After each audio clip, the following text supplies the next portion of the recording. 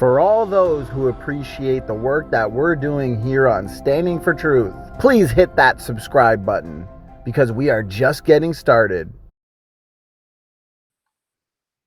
Hey guys, it's Standing for Truth coming to you tonight. I know it's a little bit late, but I've got Matt here with me. We're going to have a lot of fun tonight debunking somebody who's terrified to debate us. As you're going to clearly see from the video itself that we're about to debunk, he's clearly reading from something on Google. The guy has no idea what he's talking about. The video is weak. The arguments that he uses are weak. It has to do with the entropic degeneration of our genome. So we're going to go through it. We're going to debunk it. It's not going to be hard. It's going to be fun. So we're going to start here. I'm going to introduce Matt here. Matt, if you want to say a couple things, go ahead, and then we'll go. Actually, if you want to talk about what your specialty is, I know you've got a lot of good information debunking evolution. Say a few things, and then we'll go right into the video. Yeah, no problem, man. Hey, everyone. Yeah, I go by Raw Matt. I just mostly have spoken and written a lot of books on dietary health and nutrition and longevity and genetics and diseases. I have a lot of different books out there. And then one thing I came across when I was just doing my studies is the massive amounts of deleterious mutations in the human genome and how they affect us all in many different forms, especially when it comes to cancer. And I couldn't really ignore that information. So the more I kept researching it, I noticed that something about like creationism kept coming up. So I looked into that. I was like, wow, I guess that's what I am now. So it was hard to ignore the evidence. And now I've incorporated that into my research and my science and into my writings. And it helps so much more because I'm now ready to help the diseases be cured through epigenetic regulation. So my books exist, and I've actually mostly been writing now on creationism because I've noticed that there's creationists out there, but I think my perspective is a lot different than theirs. So I've been writing on that. That's how I found you, and you found me. So well, obviously you're following the evidence where it leads. That's awesome. Actually, yeah, you know what? Before we go into the debunking of this video, I noticed you were talking about epigenetics there and epigenetic regulation in relation to diseases. Did you want to touch on that a little bit? And I've noticed evolutionists have a lack of knowledge in regards to epigenetics. Did you want to briefly just kind of explain that and why it's not good news for evolution, and kind of just give us the rundown on that, Matt? yeah, no problem. Epigenetics is kind of like the beginning of genetics. It's a new field of research, so it really hasn't been studied too much. My field of observation with epigenetics is really how it refers to longevity in the human body. We identified two separate genes specifically when it came to regulation of how long a human being can live. And what I mean by epigenetics is they're like switches in the human body. And just imagine if every gene was turned on inside of your body, what would happen? You would probably get cancer. It would be a horrible problem. So we need things to regulate these genes when they can switch on and off. And most of the time, the body does a pretty efficient job at doing this, and oftentimes it doesn't. Whether or not we've inherited horrible genetics or whether or not we've inherited some deleterious mutation, or whether or not we obtain some other form of disease later in life. Either way, these epigenetic regulation switches in our body can be controlled by us and our environment and our diet and even how we think. So the science really is kind of new in this area, and I jumped on it right at the very beginning. So I like to study and learn about the new genes and how they're switched on. For example, we could take mTOR. When this is a downregulated, or let's just say switched off, it in turn regulates and now turns on other genes like the sirtuins or the FOXO genes. And what I like about this is that I can get everybody now living at least 10, 15 years longer just by changing a few concepts of their body, a couple principles, for example.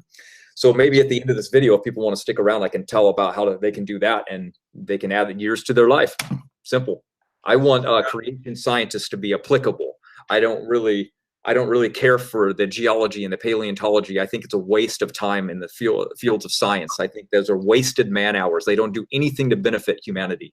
So I think creationism should be the next level. I think that's awesome. Yeah, you're looking for obviously the all the data, the information, from young Earth creationism, and you want to make it applicable, and it's certainly applicable in regards to our health, in regards to natural healings. So I think that's awesome. Yeah, I'd certainly love to talk more about epigenetics and how it relates to those things for sure. On the screen here, I've got genetic entropy, just for the audience to have a reference point. But just to kind of explain, what we mean by that, like the central part of, the entropic degeneration of our genome is that, mutations, they're accumulating so quickly in some creatures that natural selection cannot stop the functional degradation of the genome. But most importantly, it's not going to drive an evolutionary process that's going to turn, a fish to fisherman, because obviously the reality, just like this slide says, mutations are overwhelmingly harmful and deleterious. Random mutations destroy information.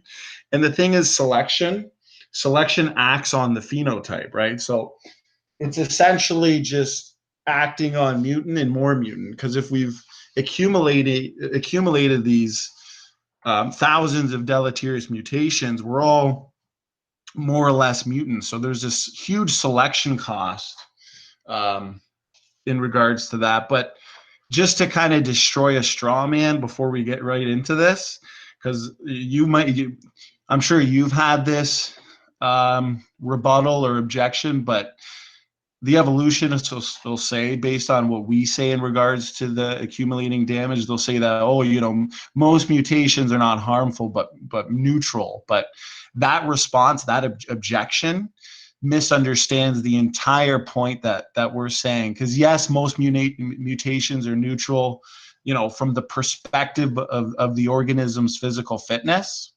but all mutations must have effect on the genetic content, right? Like, in no way are mutations truly neutral, because they must have an effect on the genotype, right? Even if they affect, say, the efficiency of transfer RNA production, either way, it's still going to contribute to the overall degradation of the genome. I think a simple analogy would be, and I know the evolutionists hate it, but it's mostly because they misunderstand what we even mean by entropic degeneration. But it's like rust slowly spreading throughout a car over time, right? Each little bit of rust that I'm comparing to, say, a single near neutral mutation in an organism, it's almost meaningless or inconsequential on its own.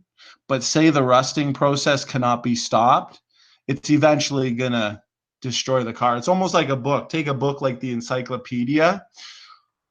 If you get one single spelling mistake in that book, it's not going to affect the book as a whole, but the accumulation of spelling mistakes over time, overall, they're individually neutral, but as they accumulate, that destroys the message. So essentially what we're saying is we're going down, not up. Would you agree with everything I've said on in regards to that, Matt? Absolutely. Simply because of the fact that, okay, going back, actually, I know entropy isn't the word that they like, because entropy doesn't have a tendency to be combined with biological material. So entropy might be the wrong word. So if it bothers them or bothers you, then simply change it to degradation. That's easy. And you can actually get through this video. The very fact that we actually see about 20,000 new diseases, which are genetic mutations, in 2017 in the human DNA population. Now the total number is 214,158. The genetic human database has actually shown an annual growth of 24,000 new diseases every single year. So it's an empirical fact that mutations and diseases are growing exponentially. So when they ever find like one random mutation, like, oh, good, look, that one fights against this disease. Well, great. A lot of good that does with 24,000 new diseases. It helps with one. That's not enough to weigh out the problem. See what I mean? Yep. So really, it all comes down to net loss versus net gain, which I think is a huge problem with Pelagia's. Well, for one, his understanding, and with his video at hand that obviously we're about to review, because just like you said, if you have this influx of deleterious mutations, this influx of new mutation related diseases, and all of a sudden you get this, even if you do get a random, say, beneficial mutation or something, I mean, it's not going to counterbalance the damage that's going on at a genetic level. Even if we limited our attention to, say, just the 600 billion new mutations that, say, entered the human gene pool within our own generation, right? Say 100 new mutations times well over 6 billion people, that's huge. And obviously, if selection isn't just going to select against mutants, it has to select between, individuals that are more mutant and less mutant. So like I said earlier, that's a huge selection cost, which means even if you selected out, let's say there's a room of 100 people and you selected out 50 of, say, the most mutant, you're still left with 50% of the population that's more mutant than the previous generation. I mean, this degradation problem really can't be stopped, right? That's right. There's really nothing that they've actually been able to find, because nothing is really looked at more by doctors than disease, and they focus on this constantly. I mean, every year there's a new textbook for medical students, and the book gets thicker and thicker and thicker, and frankly, with the amount of medicines that come out, they can't even keep up with it. I mean, America is the most vaccinated and GMO'd country in the world, and we're the second largest food producer in the world as well. And then that would mean that we should probably be a healthy model for other countries. But no, that's not even true at all. With half our children being sick 24 hours, 7 days a week, with half the amount of the United States children pretty much chronically sick and ill with asthma, allergies, disabilities, and mental illnesses like autism and epilepsy. Basically, the numbers are 32 million children are sick every single day of the year, and they don't know how to fix this at all. No, they don't, which is amazing. I mean, how many people do you know that go to the doctors with, a certain symptom or group of symptoms, and the doctor has no idea what it is? Right. And they go through all these different testings, and they spend thousands of dollars trying to come up with the diagnoses, and eventually they're diagnosed with, fibromyalgia or all these different made up syndromes, or they just try and mask the pain with some type of analgesic or anti-inflammatory drug and just make the problem worse, right? Because you're just putting a Band-Aid over whatever the real problem is. I mean, it's insane. Yeah, unfortunately, symptom suppression is what pharmaceuticals tend to do. They don't really cure anything. They just symptom suppress. Because what happens, again, it goes back to evolution. If we're just chemical species, then they think you can fix it with a chemical. And all that does is it just change and induce more problems usually. Because if you want to be really depressed, read the side effects on your pills. Oh, I know. As someone who administers medications, I see that list of side effects, and it's scary because suddenly you're taking one or two drugs for, say, a certain symptom or whatever, disease is associated with the symptom. But because of those side effects in those one or two drugs, all of a sudden it's a ripple effect, and you're on 10 to 15 different drugs just to counterbalance the side effects from the two original drugs you were taking. Yeah, what a nightmare. And it doesn't cure anybody. That's the other problem. No. It obviously doesn't benefit anybody if it cures them. So that's another huge issue as well. And probably either conspiracy to some people or the fact that it's a business. That's the most important aspect of it. Kind of like evolution. Evolution's a huge business. I mean, so whether or not they want to see it is another thing, but a lot of people just don't know any better. They either don't have the time to study a disease until they either have it, and then it's probably too late, and the doctors are looking at all the wrong thing. If they actually took the creationism perspective of it and looked at genetics, there would be a huge influx of disease eradicating medicine that I believe would exist.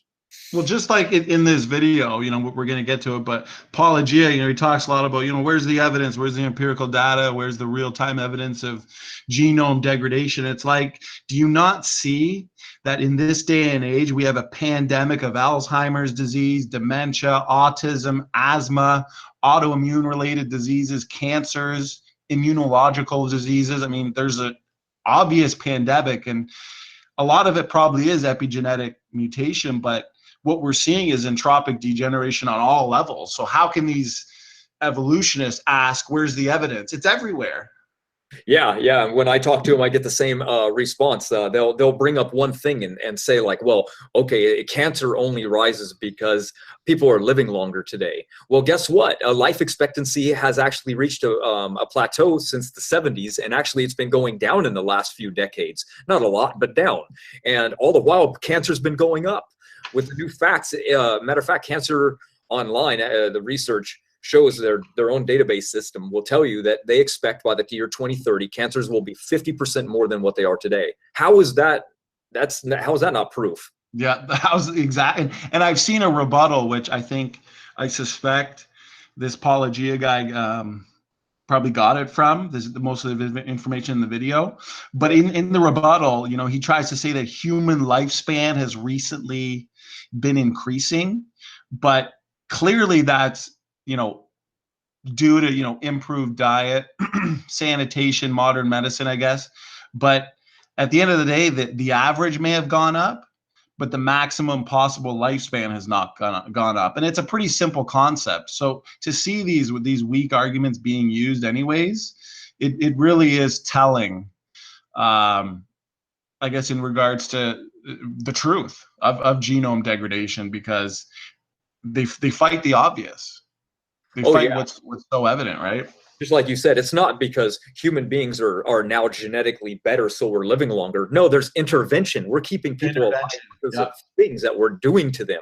Normally, a person would be dead if they have the problems of let's say my family, but no, medical intervention jumps in and they fix that collapsed lung. They fix your heart. They open you up and they replace a valve. That was undoable in the 50s. So that's why people are living longer. It's not quality of life, that's for sure. It's not quality of life. You're absolutely right. I mean, you got 90-year-olds, 80-year-olds living in a nursing home with absolutely no quality of life. So that's not the same thing. And we're going to get into this video now, but I want the audience to pay close attention to the arguments that we're seeing, because the arguments are speaking of the obvious, okay? Beneficials happen, selection happens, adaptation happens. At the end of the day, any high school student knows these things. The argument of genome degradation only begins after the acknowledgement of these obvious things. So you're going to notice that he's going to invoke natural selection, beneficials. This means, once again, that they misunderstand the entire point at hand. Those things are obvious, but those things aren't going to solve the genome degradation problem. So let's start it now. Or actually, if you have something to say to that, Matt, and then I'll press play. No, I like it. All good. Let's hit it. Superbad, did you have something to say, brother? What does the hide participants mean? The upper left of the screen. Participants? What does it say? Three? Because it's the three of us. It's color red. I'm not too sure, Superbad, but we're live right now, so just mute yourself.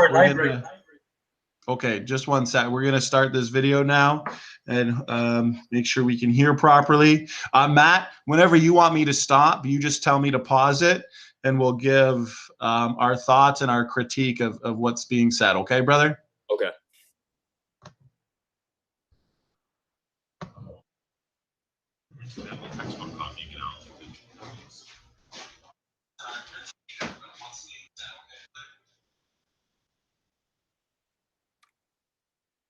I don't hear it.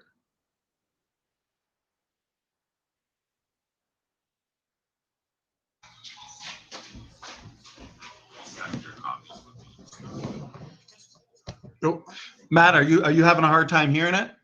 I was, but as long as you hear it, I'm just worried about the audience. Okay, but There is a problem too. I cannot hear it very well as well. Here, let me see. So if I, this is the first time that I'm critiquing a video like this. So let me,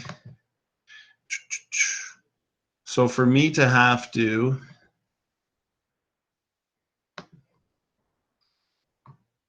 let's see here. Now you can't hear anything of it though, right? Try it again. No. Okay. So if I go to, let's see.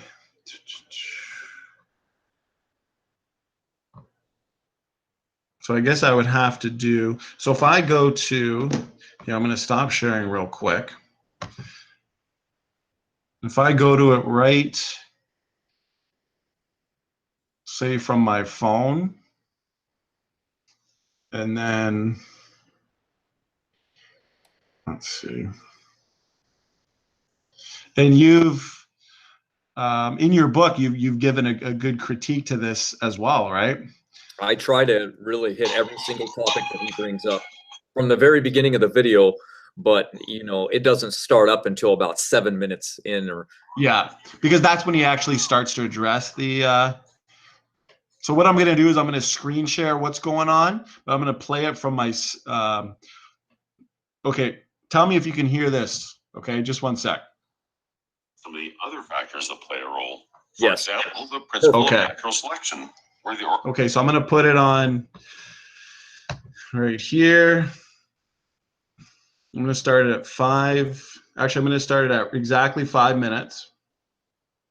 And then you, once again, just tell me when you want to pause it and then give your thoughts, okay? Sure. No problem. Okay, just 1 second. And if you're having a hard time hearing it, I'm just muting this. Let me know. I'm going to start it now. carry on. It would be like if you're teaching a high school biology class, and at the end of the year, all the students had to make a copy of their textbook and throw away the textbook that they used and hand the copy on to the next student. Oh boy. Or what if you live in the 2nd century CE, and if you want a copy of someone's book about this cool guy named Jesus, the only way to get one was to copy it by hand. That's what it's like. Little mistakes occur every generation. In the science textbook or in the Bible, or both. Eventually, no student will possibly be able to pass biology class because there'll be so many mistakes in every textbook. How many copies do you think that would take, Robert? How many years was the Bible copied by hand? Never mind, we're here to talk about genetics, right? That's pretty much what we're seeing happening in human genetics over time. Every generation has more mistakes than the generation before. Oh, well, if you want to extend the textbook copying analogy to genetics, you'll need to modify it to better reflect some of the other factors that play a role. For example, the principle of natural selection, where the organisms best suited for their environment will have more offspring than those less suited. In your classroom, only the most accurate copies would be handed to the next students, while the least accurate copies would be discarded. Because genes are inherited from 2 parents, the textbook copier should have 2 originals in front of them as they do the work, thereby increasing the chances that an unaltered version would carry forward.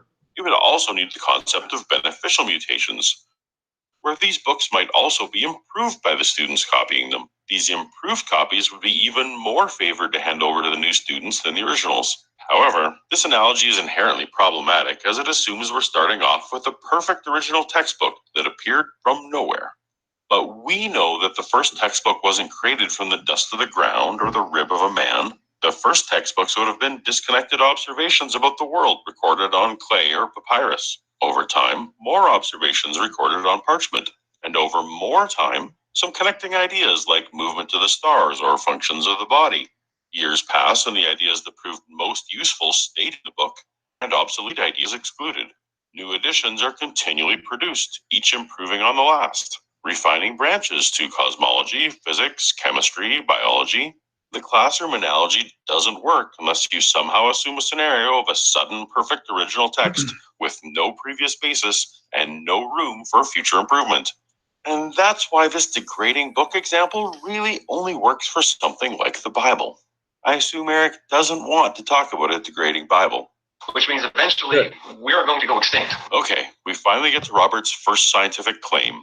though he doesn't make it directly. What he implies. Okay, Matt, you could hear that okay? Yes, I heard it.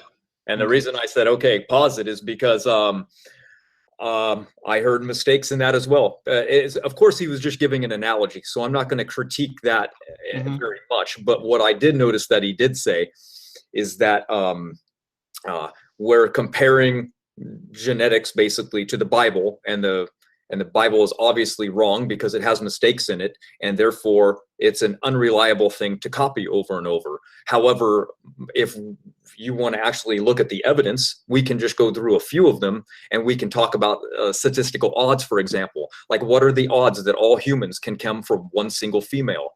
Just like the Bible says, for example. Yeah. So they have to invoke that it must have just been a bottleneck, or that the female just had male babies, or some other astronomically high statistical improbability. And then we can say that rapid genetics is what we see. They would have to say, well, like he said, well, they could have made mistakes in the book, just like the Bible did. Or we could say, what are the odds that we're fruitarian, like the Bible says? Or what are the odds that obligate carnivores can live off plants? Or like the Bible described, or the best genetics point to the Middle East, or that all human language can't arise on its own. All of these things are talked about in the Bible, but they have no evidence for any of this in their theory. So I don't know why he would make such a ridiculous comment about. Well, it's Go just ahead. like what we were talking about earlier here with the three major haplogroups, right? I mean, on the screen, I've got it shared, and it's like there's three independent lines of evidence that fit exactly what we see in mitochondrial DNA. We got the three major haplogroups that point directly to Noah's sons and their three wives. So it's like, well, what are the chances of that happening in an evolutionary worldview? I mean, it's just kind of a silly thing to say, a silly argument. And the thing is, with the degradation, I mean, he must not realize that, human, even if you put it into perspective, human mutation rate, it's a fact that it's 100 mutations per person per generation. So our children would have 100 mutations more than we have, and our grandchildren are then going to have 100 more mutations than they have. So that's not only disturbing on a personal level, but also on a population level, right? Because if there's 100 mutations per person and there are 7 billion people on the planet, then there is 700 billion new mutations entering the human population this generation. So the whole question really becomes what type of selection, because we're not denying selection. He went on a rant there about selection. How can selection eliminate so many mutations that are pouring into the human population, right? This whole genome degradation, the problem arises after we acknowledge, like I said, natural selection. Yeah, I mean, we have genetic testing nowadays. Anybody can go online and order a kit of 23andme.com and spit in it and send it off and get their analysis, and they can see the inherited degenerational mutations that they've inherited from their families. My friend has like 18. He collected them both from his mother and father. He has lactose intolerance. He has a bad heart. He has diverticulitis. He's got all these problems that are just inherited from his family. And I don't know. I mean, do these people not know that exists, or are they too busy creating cartoons where they're actually buffed when they're a fat ass? I don't know. I think that could be what it is. Okay, here, let's I'll get it going. If you ever have difficulty hearing, let me know, and then just yell nice and loud pause once you want to say something in regards to what he's saying. Okay, brother? Got it.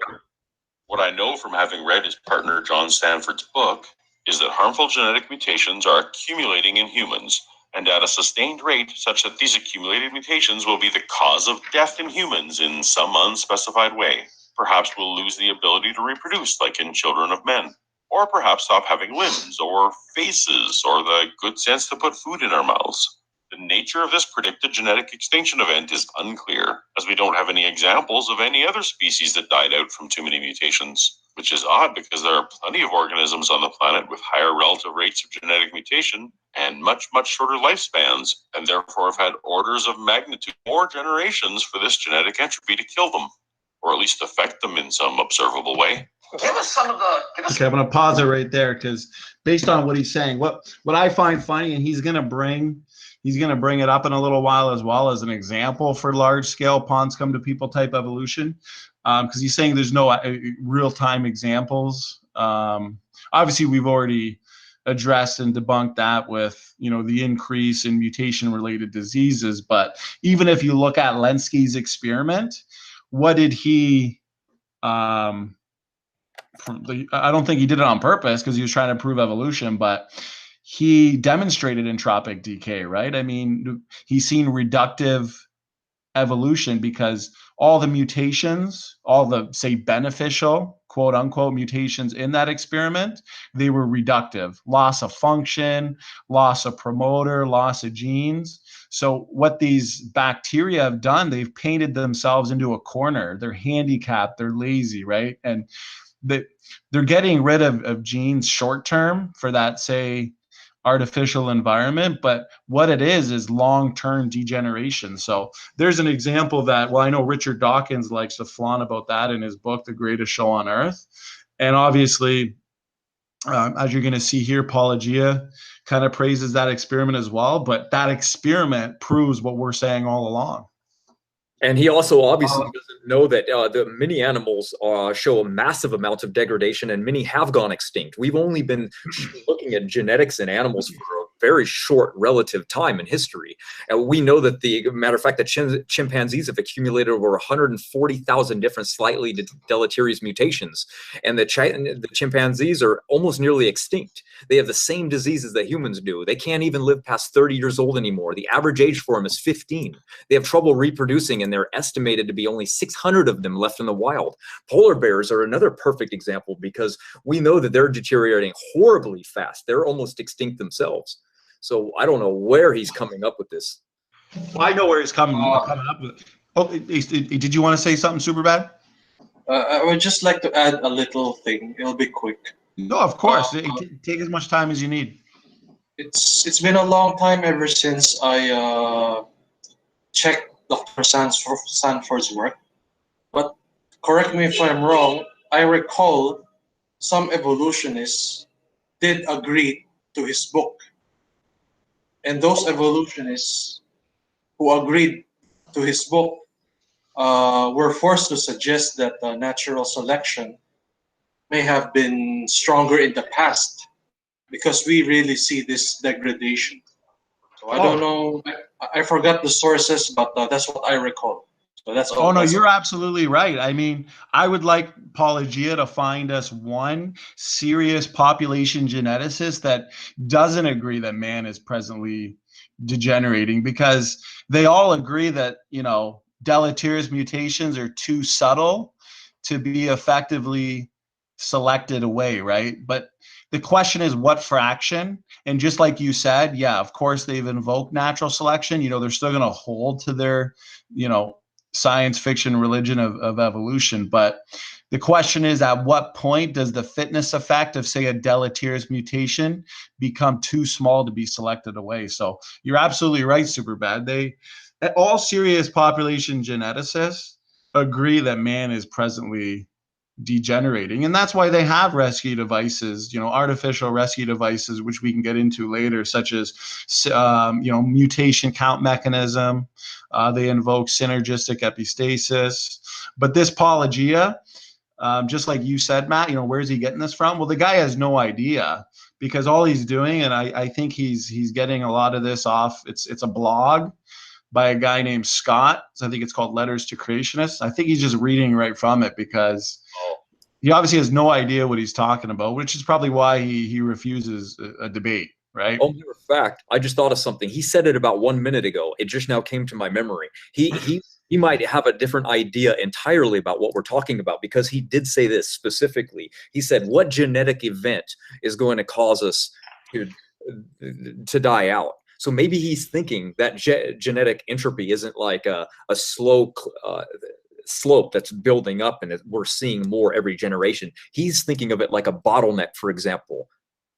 Yeah, maybe that's where he's coming from, because he did. I think he's fighting a straw man, right? He doesn't actually understand what, yeah, just like you said, where's this big extinction event? Right. Yeah. I don't think he knows what we're even talking about, which is funny that he made a video about it. But regardless, we'll completely destroy him the rest of this video. So get on. Well, and I'll say even one other thing, because where's the extinction events? Where's this? Where's that? Obviously, we're providing it, and if you actually look at new evidence for, say, early human population, say Neanderthals, the evidence is suggesting that they were highly inbred and they had a very high genetic load.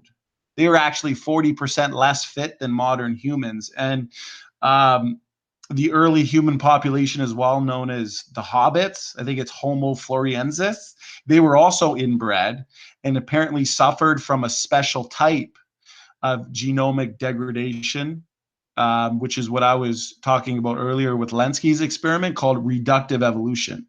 The results, because these hobbits were small, right? So reduced body size, reduced brain volume, and other various pathologies. And even what people call Homo naledi was also inbred and also suffered from reductive evolution, as well as Homo erectus. So this genetic degeneration is evident on all levels. So if he wants examples, I mean, we can talk about it all day, but then we wouldn't be able to finish laughing at the rest of his video, right?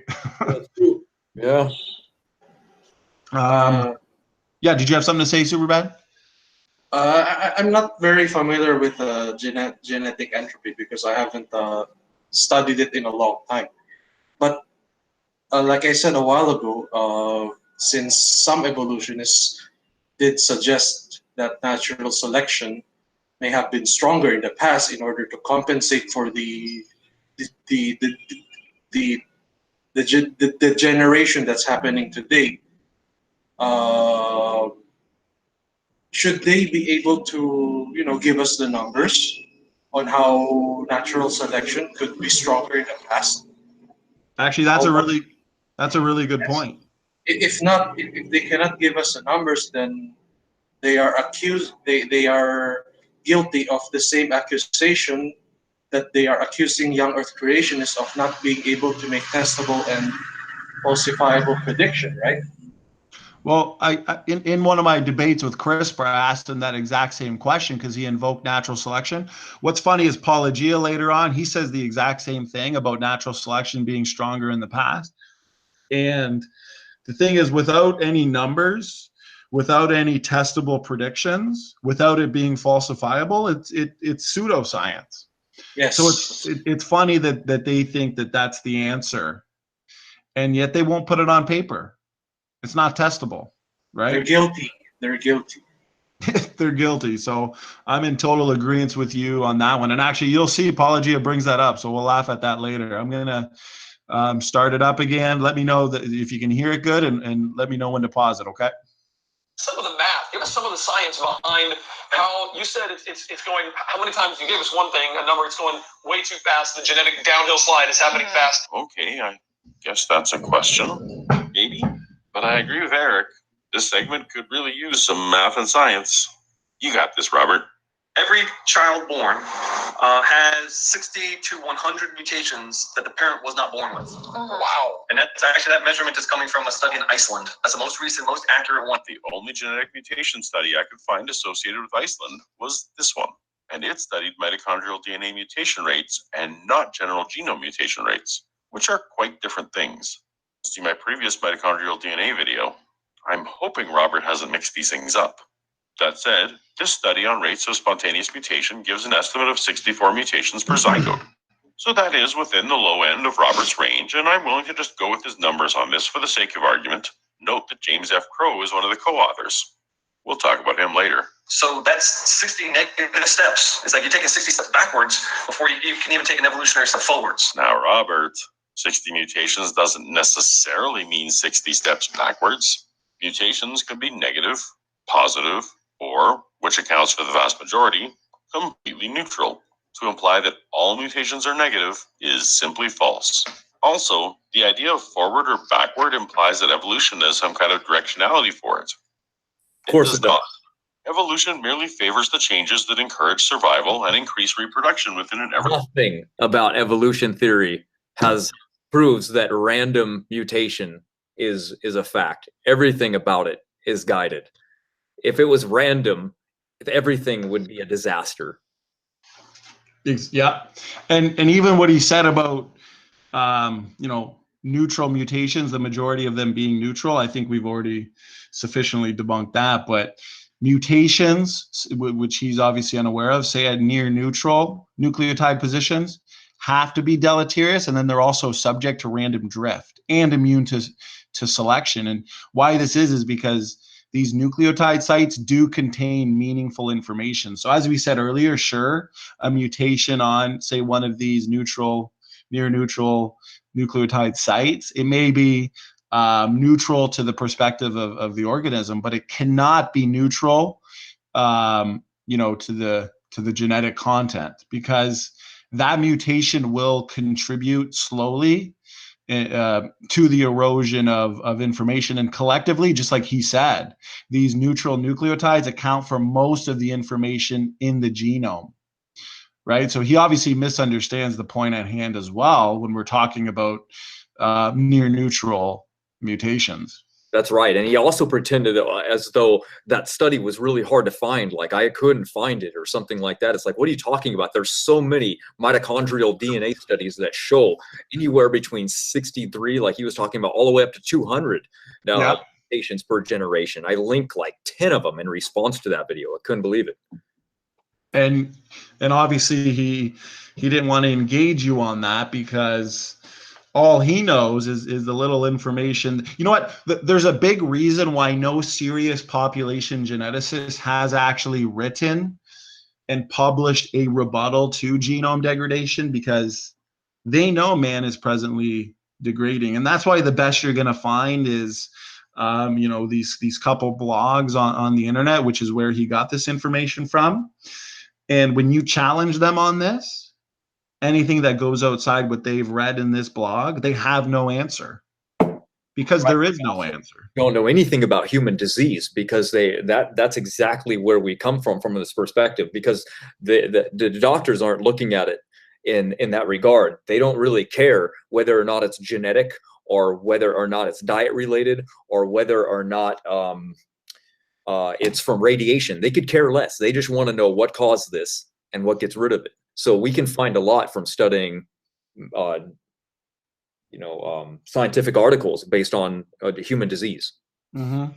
Matter of fact, I'm sorry, what? No, I was just going to say, like, just based on what he said with, neutral mutations, like, I don't think he understands that the vast majority of deleterious mutations, they're not going to display any clear phenotype at all. Just like we were saying, the accumulating damage is largely invisible. Like rust on a car, like a single spelling mistake in a book the size of an encyclopedia. I mean, I think that's common sense, but collectively, that's where you get your damage, right?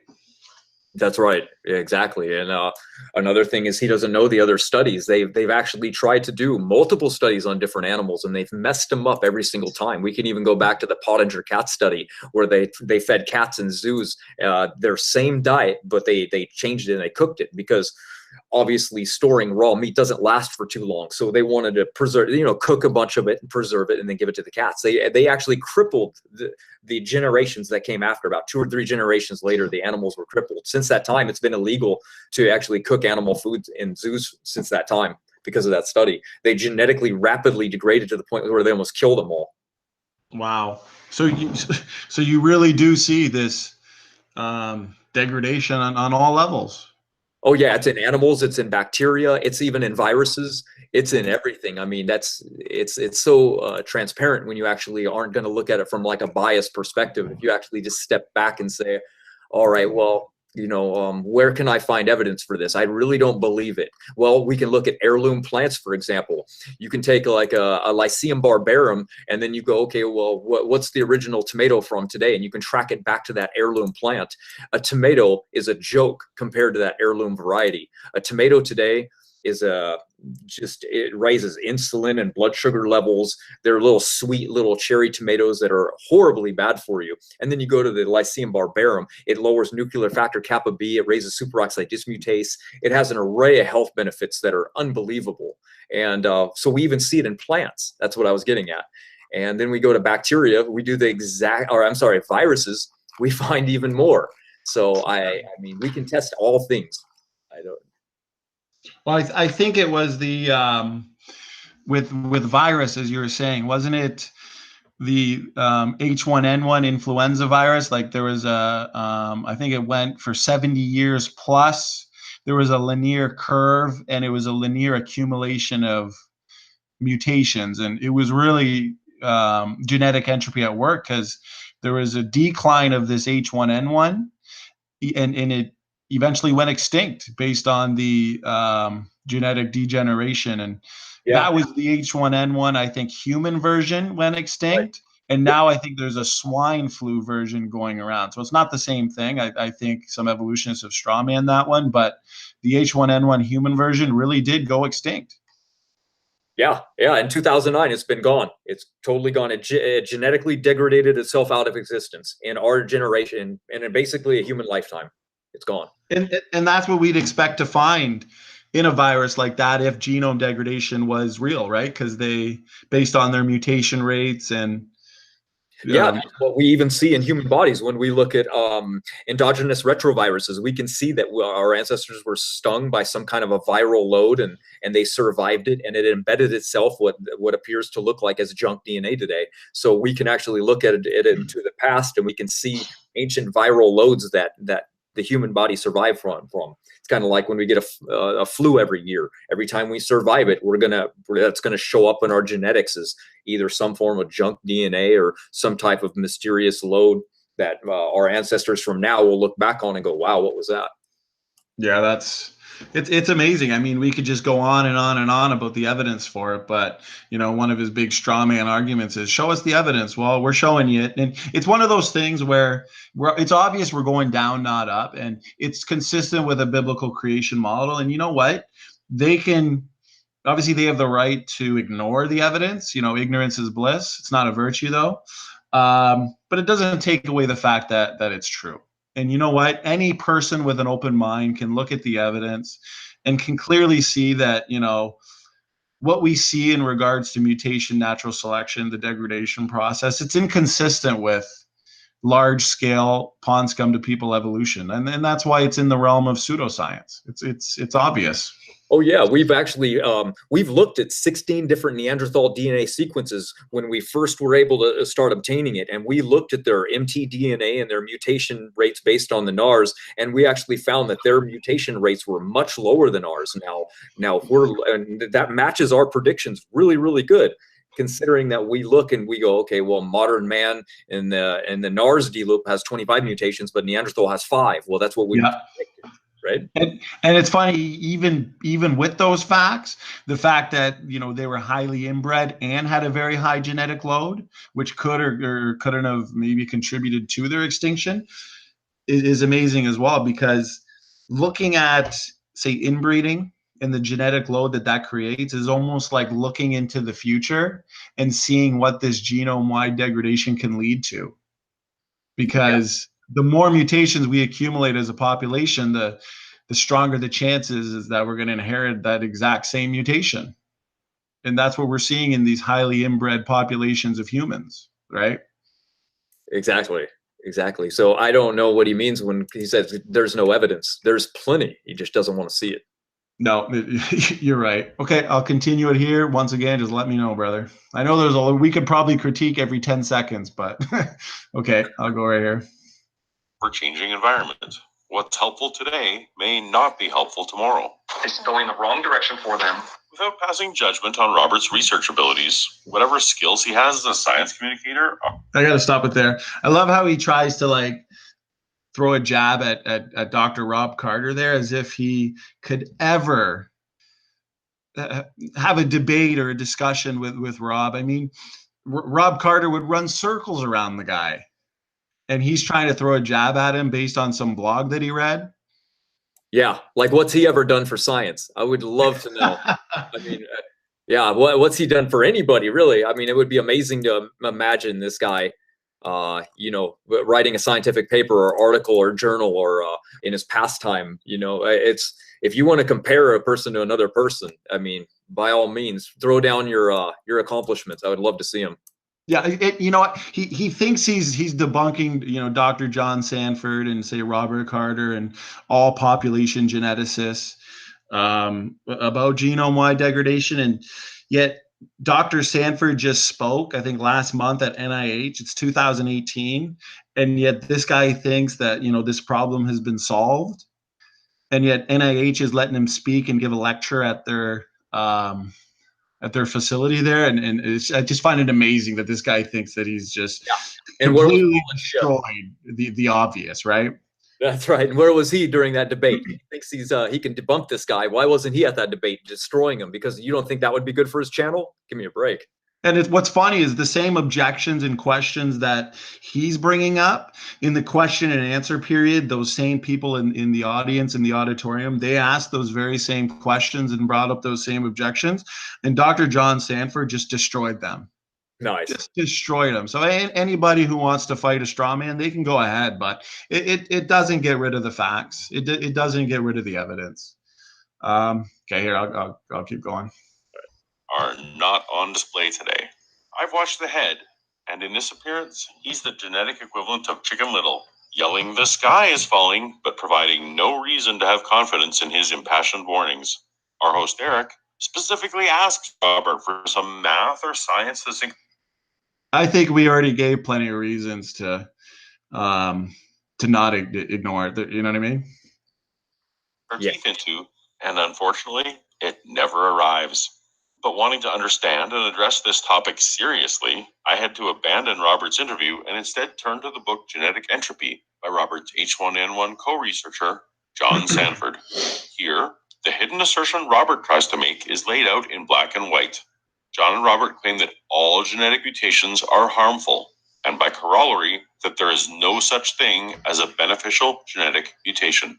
Now, with all of this knowledge from geneticists, why is the evolutionary community not recognizing this reality? It's a good question, Marianne. Why don't geneticists agree with John and Robert's conclusion? John starts by showing a standard bell curve, with the center of the curve representing genetic mutations that have purely neutral, or zero, effect on the organism, with negatively affecting mutations to the left and positively affecting mutations on the right. According to John, this view of the world is a fiction and unsupported by observation.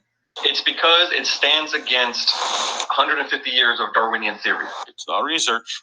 It's not data. That the genetics community doesn't agree with Robert's conclusions must be a deliberate cover-up conspiracy to protect evolution from the secret truth. John writes, population geneticists know that essentially all mutations are deleterious, his favorite synonym for harmful, and that mutations having positive effects on fitness are so rare as to be excluded from such diagrams. As evidence, he points to a diagram he adapts from a 1979 study by Motu Kimura. So what was Kimura's study all about? It was proposing a mathematical model of evolution rates, a function of population size, generation span in years, and rates of neutral and near-neutral mutations. In the graph here, the gray zone represents mutations that are not expressed in the organism's physiology well enough to have natural selection be able to act upon them, and thus they are neutral. John provides this commentary.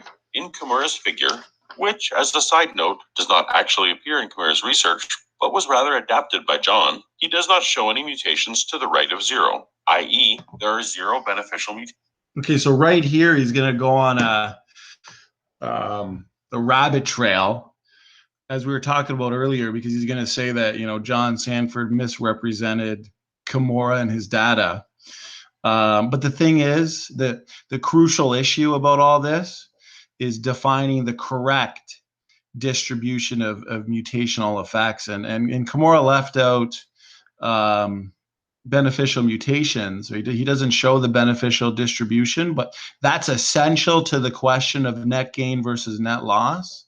And there's clearly an overwhelming amount of deleterious mutations versus anything that would be beneficial. So that net loss versus net gain is not looking well for evolution. And regardless if he did or he didn't, the fact remains that he made a prediction. So we need to let that play out. So whether or not he removed that guy's concept and implemented his own in his thesis theory, we're going to find out if that plays out to be true, which we're going to assume, being creationists, that he is right. Yeah. Yeah, go ahead, Superbad. Since he brought up beneficial mutations, should we dive into it? Or Well, say yeah. something like the Haldane's dilemma thing? Oh, he gets there. Well, he does. I would say it's pretty obvious that due to the influx of deleterious mutations, say the rare occurrence of beneficial mutations cannot, and I repeat, cannot compensate for the information loss. It's all about net loss versus net gain. This guy can't seem to understand that. Did you want to briefly touch on Haldane's dilemma there, Superbad? But Romat said Aronra already touched it. Did you say that, Romat? No, I was saying that he does get to this. I think at 15 minutes, 24 seconds, he actually gets to the nyelinase enzyme. And then at about 15:40, he moves on to the Milano mutation. So he gets into it himself. We just aren't there yet in the video. I know because I've already tore this guy apart in my book. Okay, So should we discuss Haldane's dilemma or not? Yeah, you know what? Okay, Superbad, since you're really familiar with that, maybe briefly touch on Haldane's dilemma. Just really destroy this horrible video. Destroy anything Paula G is saying here. Then we'll continue on to about 15 minutes where he brings up these beneficial mutations. Then we'll really delve into that part of it. I'm going to run upstairs for a quick bathroom break. Superbad, if you want to touch on Haldane's dilemma, I think that'd be awesome. Well, Haldane's dilemma is actually a huge problem for evolutionists that they don't want everyone to know about, as far as I'm concerned. Haldane's dilemma is if, for example, a beneficial mutation occurs in a population, it has to increase in the number of copies for the population to progress evolutionarily. If the beneficial mutation remains in one individual, then evolution cannot proceed. This is fairly obvious, right? So in other words, it has to sort of, what is the word in English? It has to substitute, yes, substitute for the non-mutated or not yet beneficially mutated genes in the population. But as we know, I think evolutionists would also agree to this, that the rate at which this can happen is limited. A major factor limiting the rate of this substitution is the reproduction rate of species. For example, for us humans, for a human-like creature with a generational time of about, correct me if I'm wrong, I forgot the exact number, 20 years. Okay, and a low reproduction rate per individual, the rate of growth in the number of mutation in a population will be exceedingly slow. Also, one more thing about Haldane's dilemma, they have two problems here. That was the first one, and this is the second one. Also, the non-mutated organism must die out. Okay, the ones who did not inherit this, who did not have this beneficial mutation must die out for the lone beneficially mutated organism or organisms to start over and progress evolution. This is a big problem for evolutionists. And if I may provide an example, all right, imagine a population of, let's say, 100,000 apes. Excuse me, is my audio all right? Is there a problem? No, I hear you fine. Oh, there's some seems to be problem here. No, it sounds good. We can hear you good, Superbad. I forgot the example.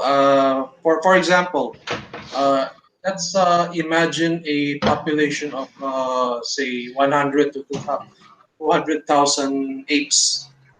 Let's suppose that a male and a female. Sorry, I'm not very good speaking in English.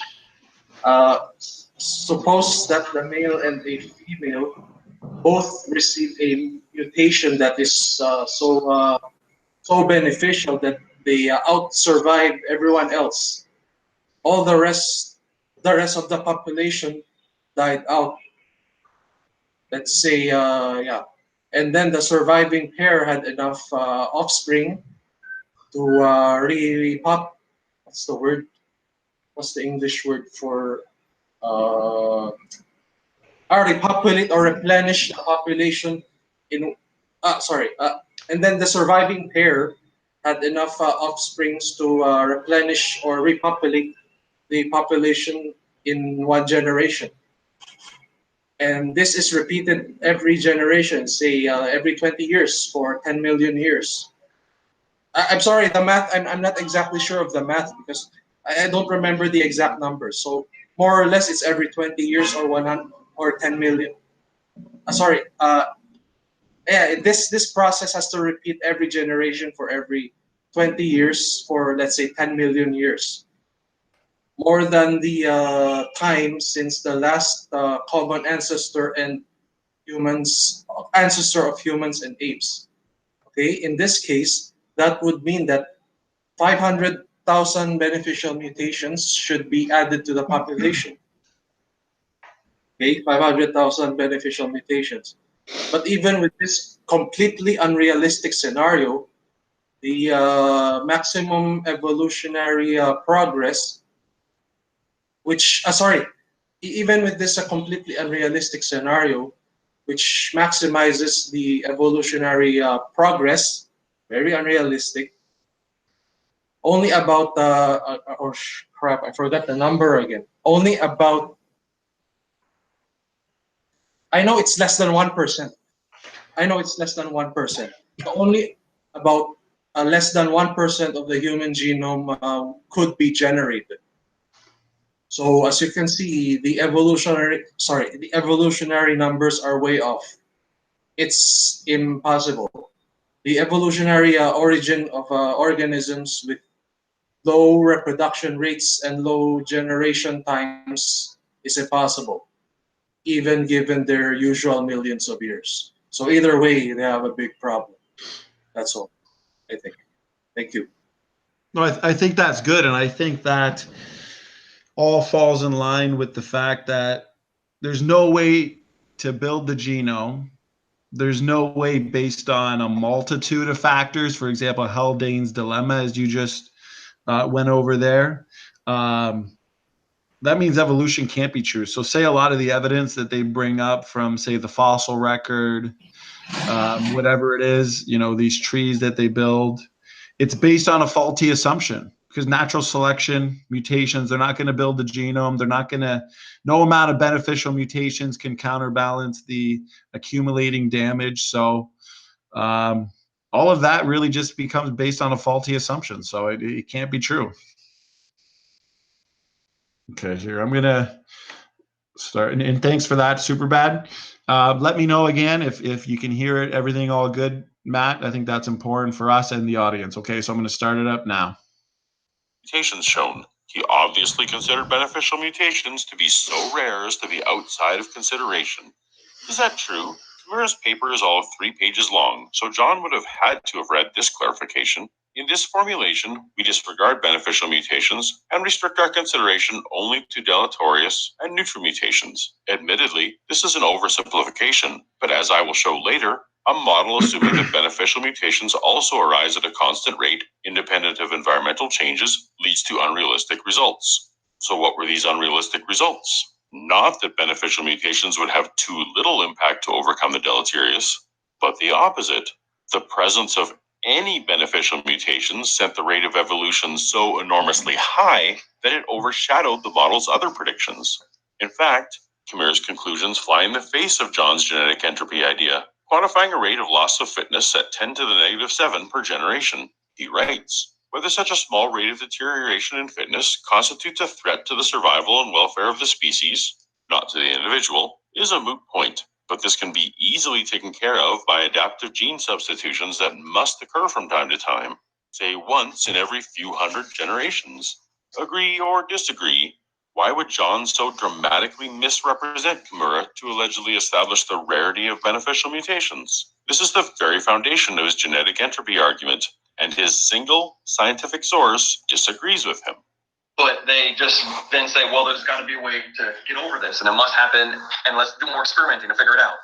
But the more experimenting they do, the more they box themselves into a corner. Wow. Perhaps he means experiments like the well-known long-term E. coli evolution study. We know John is aware of it because his book directly quotes Lenski. Wow. Let's set up 12 populations of E. coli. We'll let him finish off this garbage, and then we'll kill it. In all 12 of the populations, a significant increase in fitness was observed.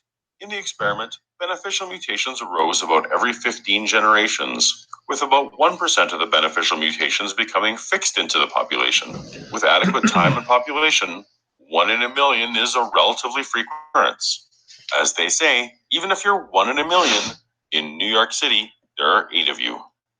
Yet John says it can very reasonably be argued that random mutations are never good. Never good. He jumps right over rare, straight to never good, while simultaneously citing an experiment where 12 out of 12 lineages displayed positive mutations. He does not mention this result to his readers. Of course, the fact that science has ample examples of beneficial mutations is a mere Google search away. So you're saying that the genetic entropy that we see today. So at least he admitted that he's Google. I would love to debate him on these examples. First, before we get to the Lenski one, the Kimura, the figure of mutation distribution there is a rabbit trail, as we said. I mean, even Paulogia, with his limited knowledge, should easily be able to see that most mutations do fall within that, no selection zone, and that almost all of them are deleterious. And I think I said that earlier. So even with strong selection, because no one's denying selection, that entire zone will undergo degeneration. That's obvious. But outside this zone, okay, no one's arguing this as well. The substantially bad mutations will be selected away. That's what natural selection does. And an occasional rare, and Jackson Weed, everybody, they've admitted they're rare. Okay, it's as if they're non-existent. So he's not misrepresenting Kimura at all. But even if an occasional rare, high impact beneficial occurs, it will be amplified, right? And then that can explain isolated events, say like antibiotic resistance, melanoprotein, whatever it is. And then he makes a big deal about this Lenski long-term bacterial experiment. I think we already destroyed that earlier because we stated and supported the fact that although this adaptation occurred, the bacteria shrank in genome size, and the rapid growth that he's talking about here, it was accomplished through genetic degeneration. It was an example of reductive evolution. When transferred to a natural environment, these already handicapped, lazy, degenerated bacteria, they're going to be dead on arrival. So that supports our what we're saying about genome degradation. So that proves once again that this guy has no idea what he's talking about. I laugh at that when they bring the study up, because they don't even know that the original 12 populations, that half of them have developed crippling defects and that they're basically worthless. They basically have been testing to now over 60,000 generations. This was years ago now. That's been the equivalent of over 1 million years of large-scale human evolution. And now they've stated that they're hobbled with accumulated mutations. Reductive and epigenetic regulations has even proven that those bacteria mutate to survive really, really fast to their environment. And they've switched certain genes on so that they can survive. That's what he's calling beneficial mutations. But did you know that if they go back to their original environment, they die? They can't even turn those genes back on. So these are really poor excuses that they have. I guess they never really dug past the surface level of those studies, so no surprise. May I say something? Of course, go ahead. Because you mentioned the rarity of beneficial mutations, I have also noticed in evolutionary literature all over these years that they rarely do the numbers. They claim and claim this can do that, that can do that, but they don't do the numbers. They don't make predictions. Mhm. Okay. Uh, I'll give an example. For example, uh, we have 3 billion letters in our human genome, right? And 6 billion from mom and dad. Okay. But let's use the 3 billion. Let's use the 3 billion instead of the 6 here to give the evolutionists a better starting point, giving them an edge, if that's the correct English.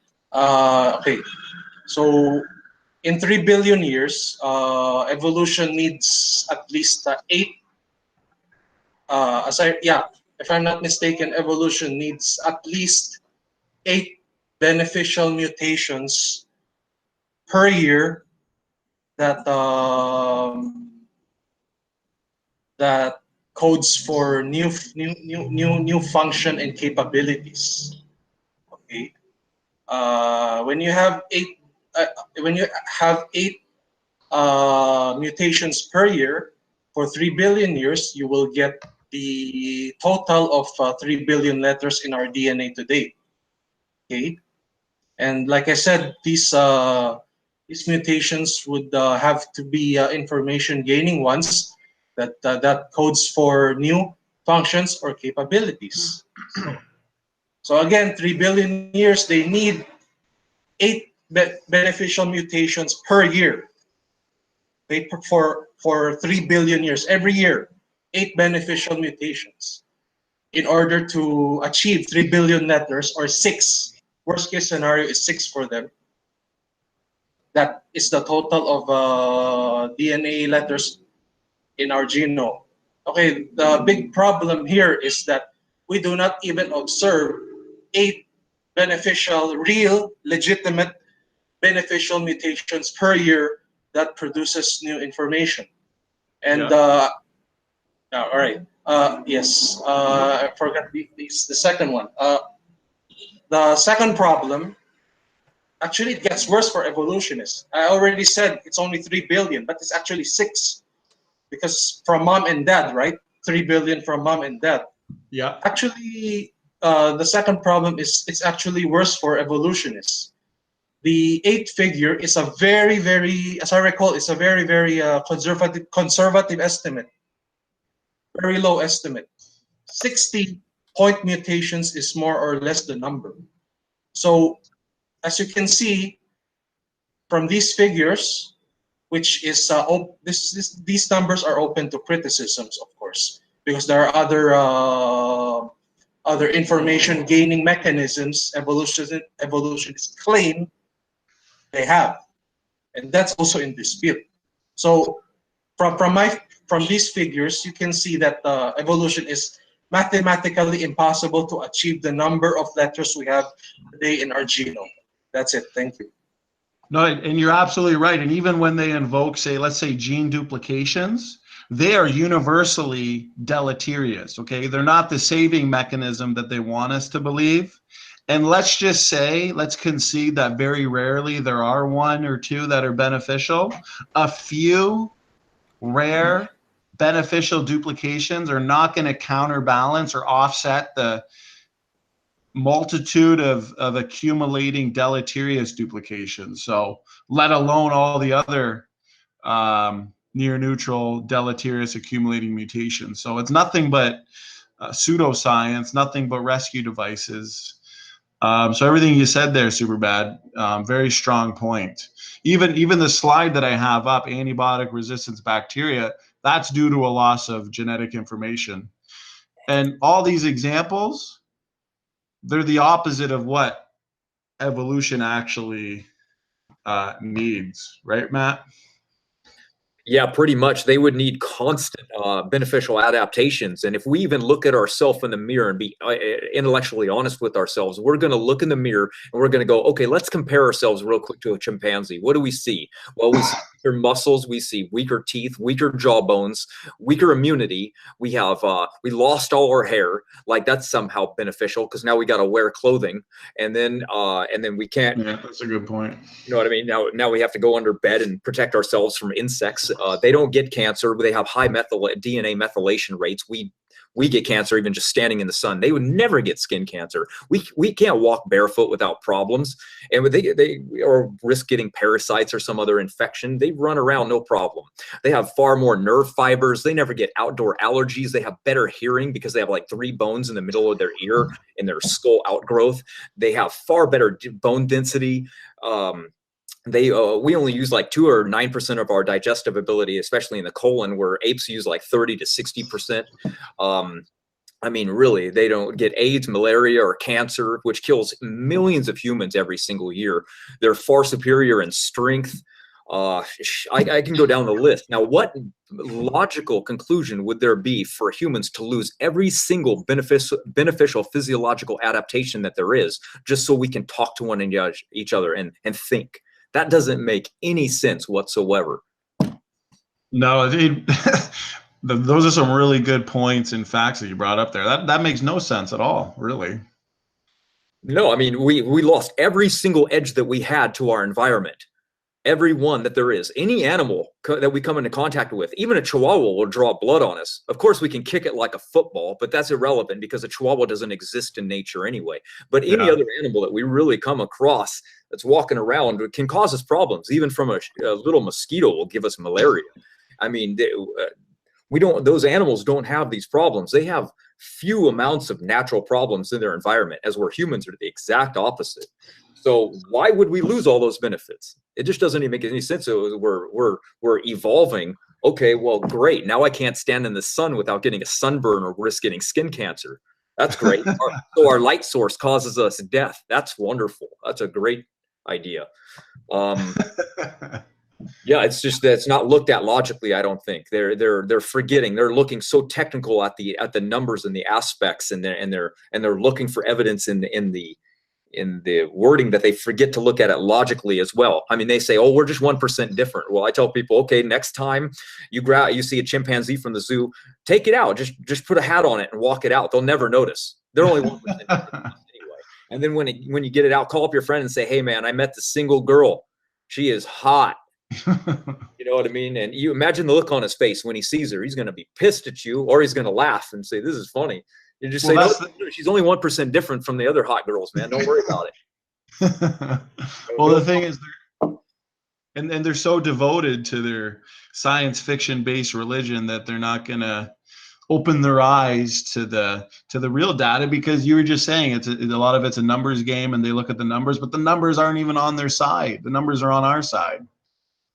Yeah, when they really get down to it, they really have to invoke a lot of faith.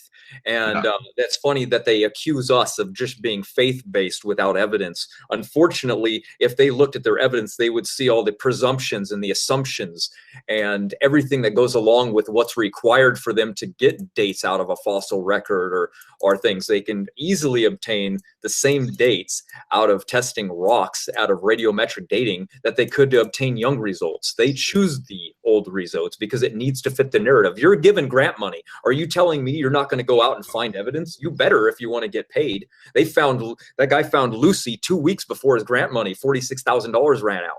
Guess who found that? Yeah. You know, he had no choice but to find that. Yeah, he would have found anything. Hell, I would have found my kids on the line. Okay, here I'll you know what, I'll go right through to his examples about Milano and whatever else he uses, and then we'll make sure we cover those in good detail. Okay, let's do it. Just 1 second. There we go. It goes against Darwinian evolution thought process that we are getting better. Okay, positive mutations that we've observed. In the lab, Pseudomonas aeruginosa bacteria evolved the necessary enzymes to eat previously unusable synthetic nylon. If you prefer examples among humans, In a small community in Italy, a mutant version of the apolipoprotein AI proliferated that is more effective at removing cholesterol, giving carriers of the gene significantly lower risk for heart attack and stroke. This mutated protein is being researched as a possible future treatment. While mutations to lipoprotein receptor protein 5 can cause osteoporosis, one mutation can significantly amplify bone density and strength. The real-world carriers of this gene were the inspiration for the film Unbreakable. A mutation variant to hemoglobin, called HBC, protects against malaria. Women with a mutation to the gene for red or green color sensing cones can see colors the rest of us can't experience. They're called tetrachromats. Or, if I may indulge, I personally have a mutation that gave me redundant tendons in my hands and legs. Since cancer took some of the tendons in my right hand, surgeons were able to slide over my extras. I had to retrain my brain, but it was a very beneficial mutation for my particular circumstance. These genetic differences are actually increasing our complexity and making us better individuals and better as a race. That's right. We're actually going downhill. And here's the thing about mutations and any kind of categorization of uphill or downhill, good or bad. A benefit in one environment might be a detriment in another. A mutation that makes a bear's fur white is... Okay, so yeah, obviously we agree that they're environmentally dependent, but it comes down to, once again, net loss versus net gain. Okay, if you're going up a mountain and you're taking one step up and 10 steps backward, it's not going to help you. And the majority proves the rule. And he used the we know nylon digestion is a loss of specificity, but in regards to the melanoprotein, and I'll let you kind of go into this, but I know for a fact that in gaining this antioxidant activity, the protein involved in this, it lost a lot of activity for making HDLs. So the mutant protein is actually, just like the nylon digestion, sacrifice specificity. So once again, net loss versus net gains not looking too well for evolution, right, Matt? Absolutely. For the first thing, that bacteria that he's talking about, that doesn't exactly digest nylon. It digests broken down bits of the nylon molecule. It's just sloppy scholarship that they wanted to sell, so they advertised it differently. They've also found that there's over 355 different bacterial species that have the exact same genes. Some of them even live in the Antarctic soils, far removed from humanity, where there's no nylon existing. So they can turn those genes on when they need them. So if that was true, then you're telling me that a gene formed for that bacteria never came into contact with over the last 70 or 40 years has this nylon even existed? So in the last 40 years, Arctic bacteria needed to evolve this thing that it's never encountered before. It doesn't even make any sense. And the melanoprotein works as a broad spectrum antioxidant. It only functions to one targeted aspect, to clean up LDLs when the mutation actually occurs. So basically, it's a single amino acid that has been replaced with a cysteine residue of a protein that normally assembles HDL, which is considered good cholesterol for people. And so it's helped in removing the bad LDL levels. So it's a mutant that has formed, basically. It's already existed. All this material is already there. When a person got sick, a mutation happened, and it ended up being beneficial for that sick person during this time. But when they get better, that mutation will never go back. That's what we've also encountered now as well. We notice that epigenetic regulations, for some degree, when a person gets really sick, those mutations can switch on and they don't switch back off. That's why it's so hard to cure certain forms of cancer. Like that's why they call it stage 1 to stage 4. And usually it's how prolific it is in the body, like how much it is, how much there is. But there's also degrees variant on how much that gene is able to be willing to turn on and off. For example, breast cancer, that's the BRCA1 and BRCA2 gene. If you have that gene, they found they cannot turn genes off. So this is a deleterious mutation that's always turned on. So it's very hard to epigenetically regulate and turn this thing back off. That's why I also like transhumanism. It's because they're so into looking at living forever that they really are into looking directly at genes. So I'm really backing that form of science because they know that it has to do with our genes. So technically so in regards to the melano, and that's interesting about the nylon digestion too, with the melano, the mutant form of this protein, it's deleterious, and there's a net loss of specificity because it's, as you were saying, it's less effective at what it was supposed to do, right? Like, wasn't Correct. it able to do multiple things, and now it's reduced to only being able to do one thing? Yeah, besides it being just like a multifaceted antioxidant that recirculates in the body at all times, it does 4 total different things. Now it's specifically designed to do one thing because that person was sick, and it's to focus on clearing up VLDL cholesterols in the body. The body was like, okay, I'm dying. I need to do this. So that's what it turned on. It switched on to help itself, or else it was going to die. It's hilarious because every single example that they can provide is really just more and more evidence for genome degradation, because these are examples of decay of prior information. And I've even got a slide here because it's all about adding new, novel, and meaningful information to the genome. And at the end of the day, like I said before, the net loss versus net gain is not good for evolution, right? The melanoprotein loss of specificity, nylon net loss of specificity, aerobic citrate digestion by bacteria with Lenski's experiment, that was based on a loss of information. Sickle cell anemia, right? That produced deformed hemoglobin molecules. It's all based on losses of information. One, I know that maybe we can touch on it here actually, because it's funny, because when I debated Jackson Wheat, he seemed to understand that none of these examples were good examples. So at least he was honest with himself, because it's pretty embarrassing trying to prove evolution by giving us a degraded example. Like, hey, let's lose everything and we'll gain it all. I mean, it's the stupidest thing I've ever heard. So he uses the antifreeze proteins found in Arctic and Antarctic fish. I guess apparently they rose from random mutations, and are now examples of random. Not random. Sorry. Again, it's not random. They were turned on when they encountered absolutely cold water. That's not that they didn't just turn them on in the swimming around in tropical waters. That would be advantageous. It would be a detriment for the fish to even do that. That those genes, there's 4 different types. They're activated. They're epigenetically regulated by the fish, just like they are with human beings, bacteria, and viruses. Genes are regulated. The fish isn't born with this antifreeze gene that's just constantly turned on. It turns itself on when it needs to for survival.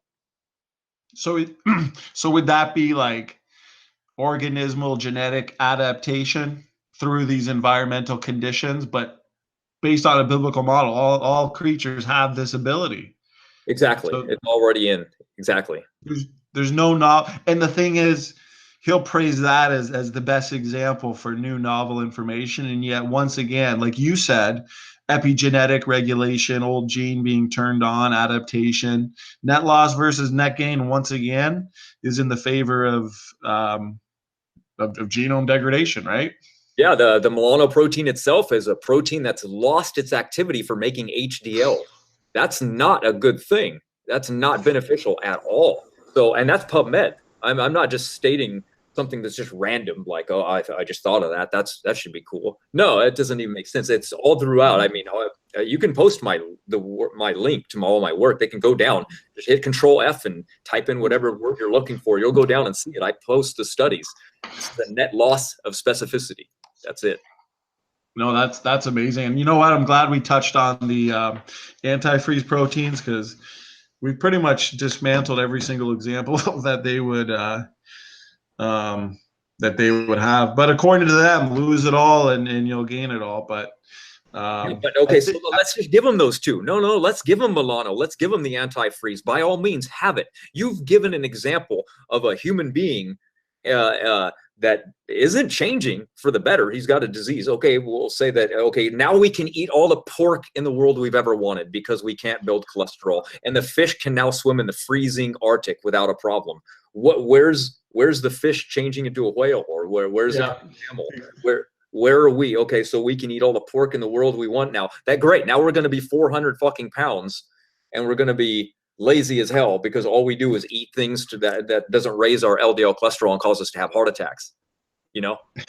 Well, I guess that's enough for them to conclude that elephants and pine trees are related through common ancestry. And how many generations has Lenski raised of these bacteria? Or how many generations of fruit flies? And guess what? Fruit flies have evolved into fruit flies, and bacteria have evolved into bacteria. But apparently bacteria and fruit flies are related through common ancestry. Why? Based on a loss of information. We're going down, not up. And this guy's video, if this is the best they've got, it's pretty sad. Because after my debate with RJ Downard, one guy in the comment section posted this video, and I laughed because this is you gotta laugh. It's like the guy horrible debunking of genetic degeneration. It's absolutely ridiculous. Look at the examples he gave. We dismantled them. I'd love to debate this guy. It'd be great. Oh, yeah. He would bring up the fruit flies. It's like he doesn't even realize the deleterious mutations that the fruit flies had caused it to have like 4 wings. It couldn't even fly. That's because the degradation of the HOX gene, which causes like the layout of the human body, was mutated. So they think, well, look at it. It's got 4 wings. It's mutating. It's turning into something better. Those couldn't even fly. And it's called a fly. It's ridiculous. Yeah, it's not a fly. It's a crawl. Here, I'm not sure how much more substance he has to this video. I think we've dismantled it pretty good. I'll play it again, see if there's anything else we want to rip on. But hopefully anybody that watches this or is watching this can see that there's no way to debunk the truth, because the evidence is clear. I mean, it's so obvious. Here, I'll press play here. Nice. The Arctic and very detrimental in the forest. And because environments change, attributes that were once negative or neutral can suddenly become positive when climate or natural resources change, or vice versa. Perhaps the food supply becomes higher in a tree or lower to the ground. The advantage flips. There's no such thing as an objectively good mutation or an objectively bad mutation. And even benefits come with costs in terms of energy expenditure or other compromises. So any graph one may try to make plotting the usefulness of mutations would be valid for one and only one environment. Change the environment, and you change the graph. The entire discussion of beneficial mutations is arbitrary. So to claim no mutation can be beneficial is rather ridiculous. But when we actually measure the mutation rate and see the mutations accumulating, it's probably 1,000 or 10,000 times too fast. I just want to say, so Alexei Kondrashov, extremely popular population geneticist, he says, why are we not dead 100 times over? And all mutations, contrary to what he's saying, must have some effect on fitness, no matter how small. Because, like I said, all these near neutral nucleotide sites, they contain meaningful information, which means any mutation on it is going to lead to the erosion of that information. It's these low impact mutations are continuously accumulating, and there's a selection cost. Natural selection acts on the phenotype, not the genotype. So he's in conflict with all population geneticists. So is that is that their argument that evolution and natural selection do not happen overnight? That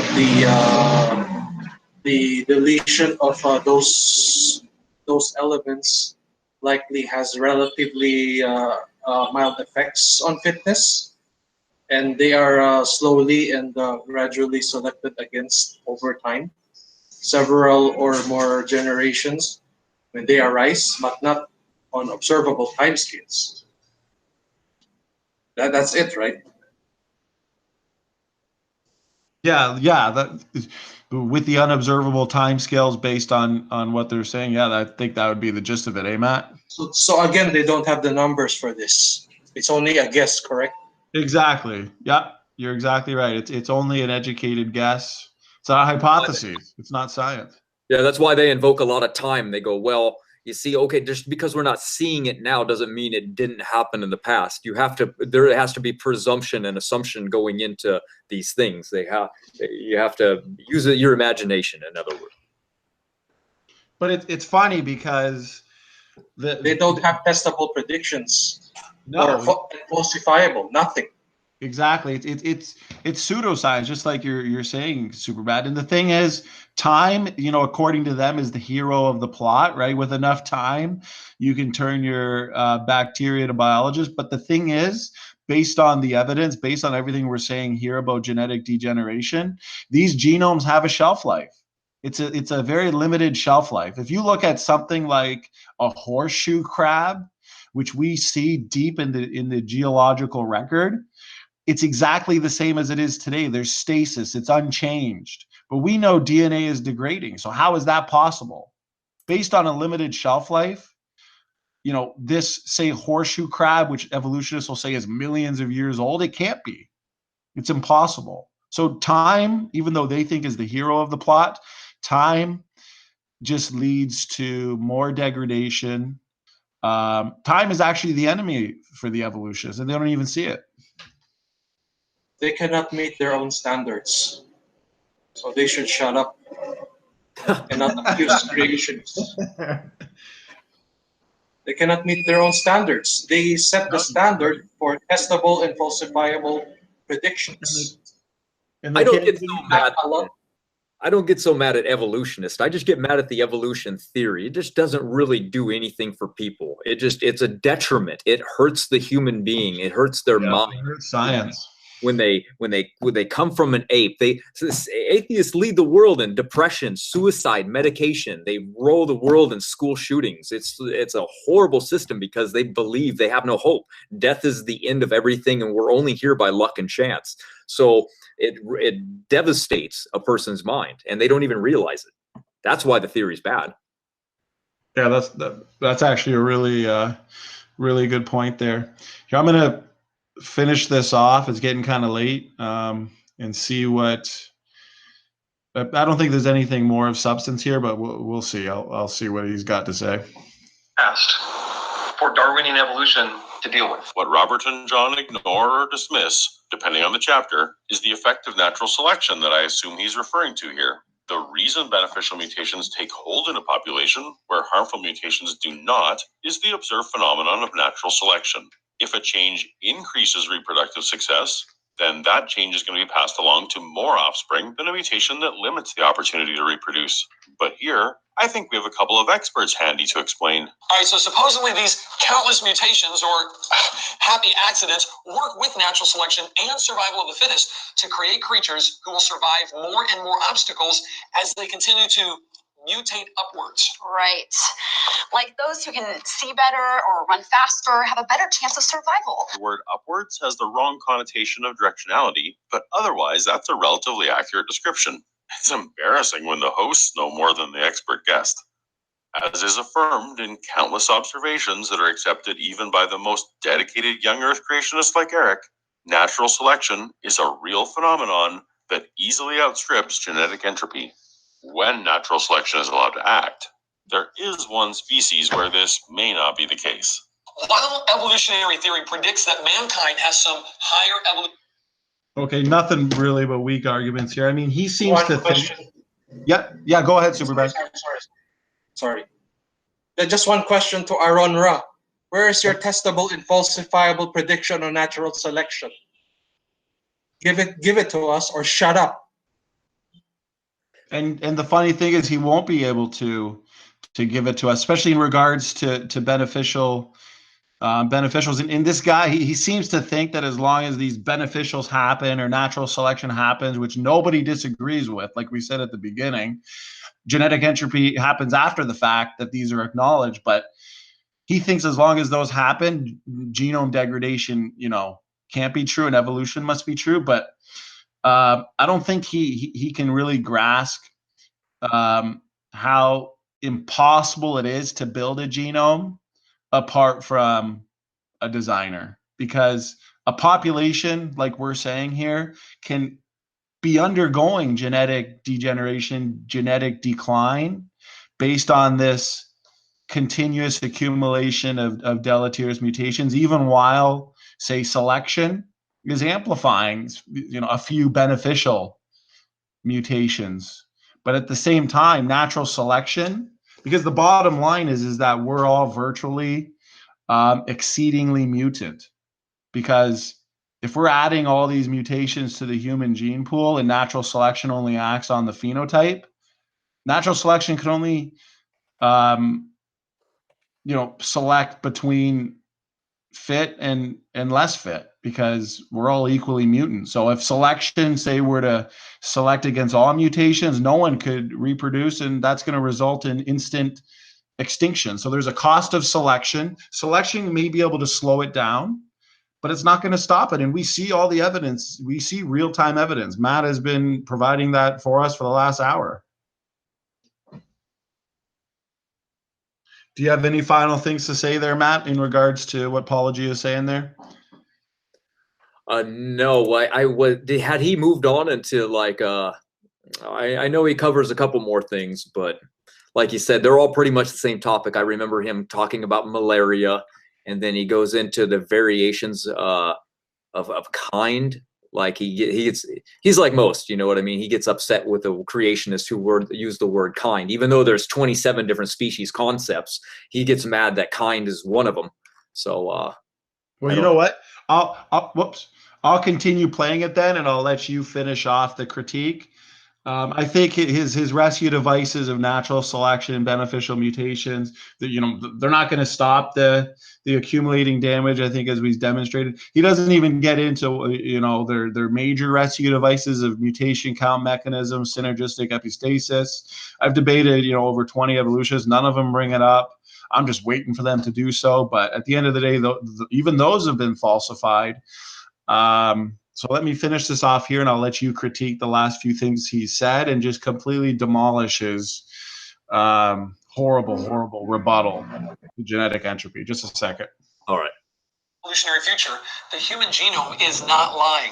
We're actually degenerating and becoming less superhuman. John goes on to claim that geneticists realize that genetic information is currently being lost, which must eventually result in reduced fitness for our species. This decline in fitness is believed to be occurring at 1 to 2% per generation. John references this paper from James Crow throughout the book, pulling short quotations that paint a picture of support for John's contention that the human genome has always been degrading. But that is not the truth at all. Crow specifically limits his findings to the current human population. In the very paper John cites, Crow says, however efficient natural selection was in eliminating harmful mutations in the past, it is no longer so in much of the world. In the wealthy nations, natural selection for differential mortality is greatly reduced. A newborn infant now has a large possibility of surviving past the reproducing years. Except for prenatal mortality, natural selection for effective mutation removal has been greatly reduced. Natural evolution requires descent with modification acted on by natural selection. And humanity has long since pulled ourselves out of the workings of natural selection, as Crow suggests. Modern technology, medical advances, fertility enhancement on one hand, and birth control on the other, all come together to allow human genes to continue that once in our history would not, while artificially capping the passing on of otherwise fit genes of those who choose non-parenting pursuits until the emergence of a new environment. Oh, did you say something, brother? No, I just said I love how that's proof of evolution to him. Medical intervention is proof of evolution. Got it. Everything is proof for evolution to them, right? That's right. The sloth is slow, the rabbit's fast, the cheetah's quick, the roundworm's round, and the flatworm is flat. They've got an excuse for every single one of those, so it's not even a theory. Get the hell out. No, it's not even a hypothesis. It's a science fiction religion. Shift that kills a significant portion of our population and necessitates new ways of living, something like drastic climate change, a new disease, or zombie apocalypse. Hello, people. Zombies. Wake up. Humanity is largely out of the natural selection game. We are now shaping our environment rather than being shaped by our environment. John has deliberately selected only the parts of Crow's research that support his findings and ignored the parts that do not, thus misrepresenting it. If humanity is hundreds of thousands of years old, and if our common ancestor chimpanzee was millions of years ago, we'd be extinct by now. Let's talk about that. How chimps would be extinct by now under Robert's genetic entropy model. Let's say that chimps are 8 million years old, a common approximation for divergence from our common ancestor. With a generation average of 22 years, that means Robert puts 363,000 generations of chimps over the line of genetic entropy extinction. It sounds like Robert also believes that even the corresponding 7,000 generations of humans would have entropied to death. Now let's assume that the Earth and all of its creatures were created 6,000 years ago. That would mean we're on our 12,000th generation of dog, 72,000th generation of rabbits, 365,000th generation of aphids, and 158 millionth generation of E. coli. How have these species survived all these mutations if even the thought of humans lasting 7,000 generations is laughable? If this genetic entropy model is true, I think I already covered that. There's no way to stop it. It's the What's that, Matt? I already think Just- I covered that. I was telling him already that the chimpanzees have accumulated exactly 140,000 mutations. You know, their average age now is 15, and they're pretty much they're at the end. There was only 600 of them left in the wild. They're dead. It's kind of like, you know, with artificial selection with dogs, right? You got something like a Chihuahua, which is, you know, been created through a loss of information, genetic degeneration, you know, from a wolf to coyote, dingo, collie, down to a Chihuahua, something completely useless. I mean, there's degeneration in real time as well, just like you said with the chimps. Well, yeah, we can look at our brain. Our brains have been shrinking. They've tested that. That's proof. There's no doubt. It's I think what 1,500 cubic centimeters down to 1,350 cc now. I mean, it's obvious. We're degrading everywhere. It's entropic degeneration on all levels, even on epigenetic levels, like you were saying earlier. Right. Here, there's one more or two more minutes, and then I'll let you finish. I know you got a few things to say in regards to his points here, and I think we can be quite satisfied that we've demolished this video. Here, just a sec. continual degradation of information is going to kill us off. the true test of any scientific hypothesis or model is how well it holds up to real-world data and the novelty of the predictions it can make that hold true to empirical observation. How well does genetic entropy hold up? Well, in the words of better John than Sanford yours. himself, it is true that most lab experiments do not show clear degeneration. By the way, anytime someone, even me, uses a quote from a person in defiance of the known position of that person, There you go, brother. I'll tell you why. Okay, this is why it doesn't show that. When you take a lab experiment and you throw, let's just say, bacteria into a petri dish and you throw it in your fucking refrigerator or something, what's going to happen? The epigenetic genes are going to switch over and they're going to adapt in the environment, and 20% will die and the rest will mutate and they'll be good for that environment. This is microevolution. That's what they call it. It's just adaptation of the genes. So they see that and they go, oh, that's perfect. That's all we need for evolution. See, that's proof right there. They don't go any further past. They don't take into consideration that these epigenetic regulations are an actual thing. They're looking at it as a form of evolution when we're not. We're saying, look, there's a lot more to it than just that. So that explains why what they just said.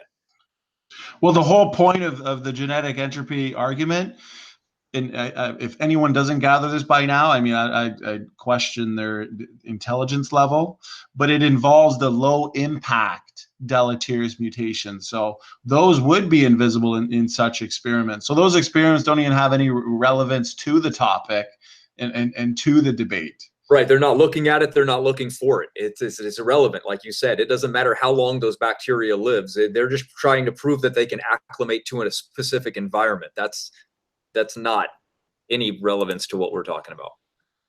And yet, even when we look at experiments like Lenzi's experiments, well, there's reductive evolution for you. So, I mean, the evidence is there for Yeah, him, regardless of an experiment that proves us right. That's a great one. yeah, exactly. He uses an experiment that is proving what we're saying here. You know what? I want to thank him for that. I might email him after this. Yeah. Here, I'll finish it off. assume it's a quote mine. I'll provide a link, but I trust you'll agree that Sanford acknowledges his claims are generally not confirmed by experimental data.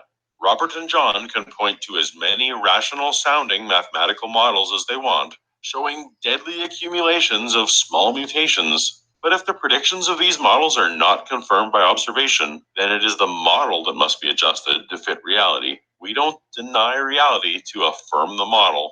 In the real world, we do not see the supposed universal decline in fitness on any timescale. It is only by presupposing the idea that nature sprung into existence with complete perfection that this genetic entropy doomsday clock can make any sense. We know that modern humans are taller, stronger, and living longer than humans in the past. And this trend began long before advancements in hygiene and medicine.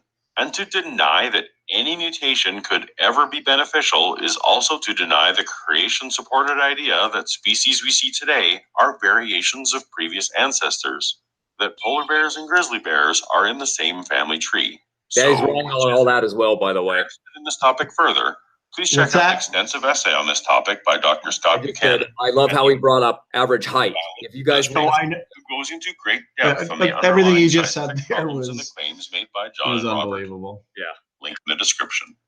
Even among evangelical Christians. Well, there it is. Letters Robert to and John Creationists, the give blog I credence was to I this was genetic talking about. That's where he got all this from. So Oh, got it. Okay. Well, if you guys actually want peer-reviewed evidence, you can actually read mine.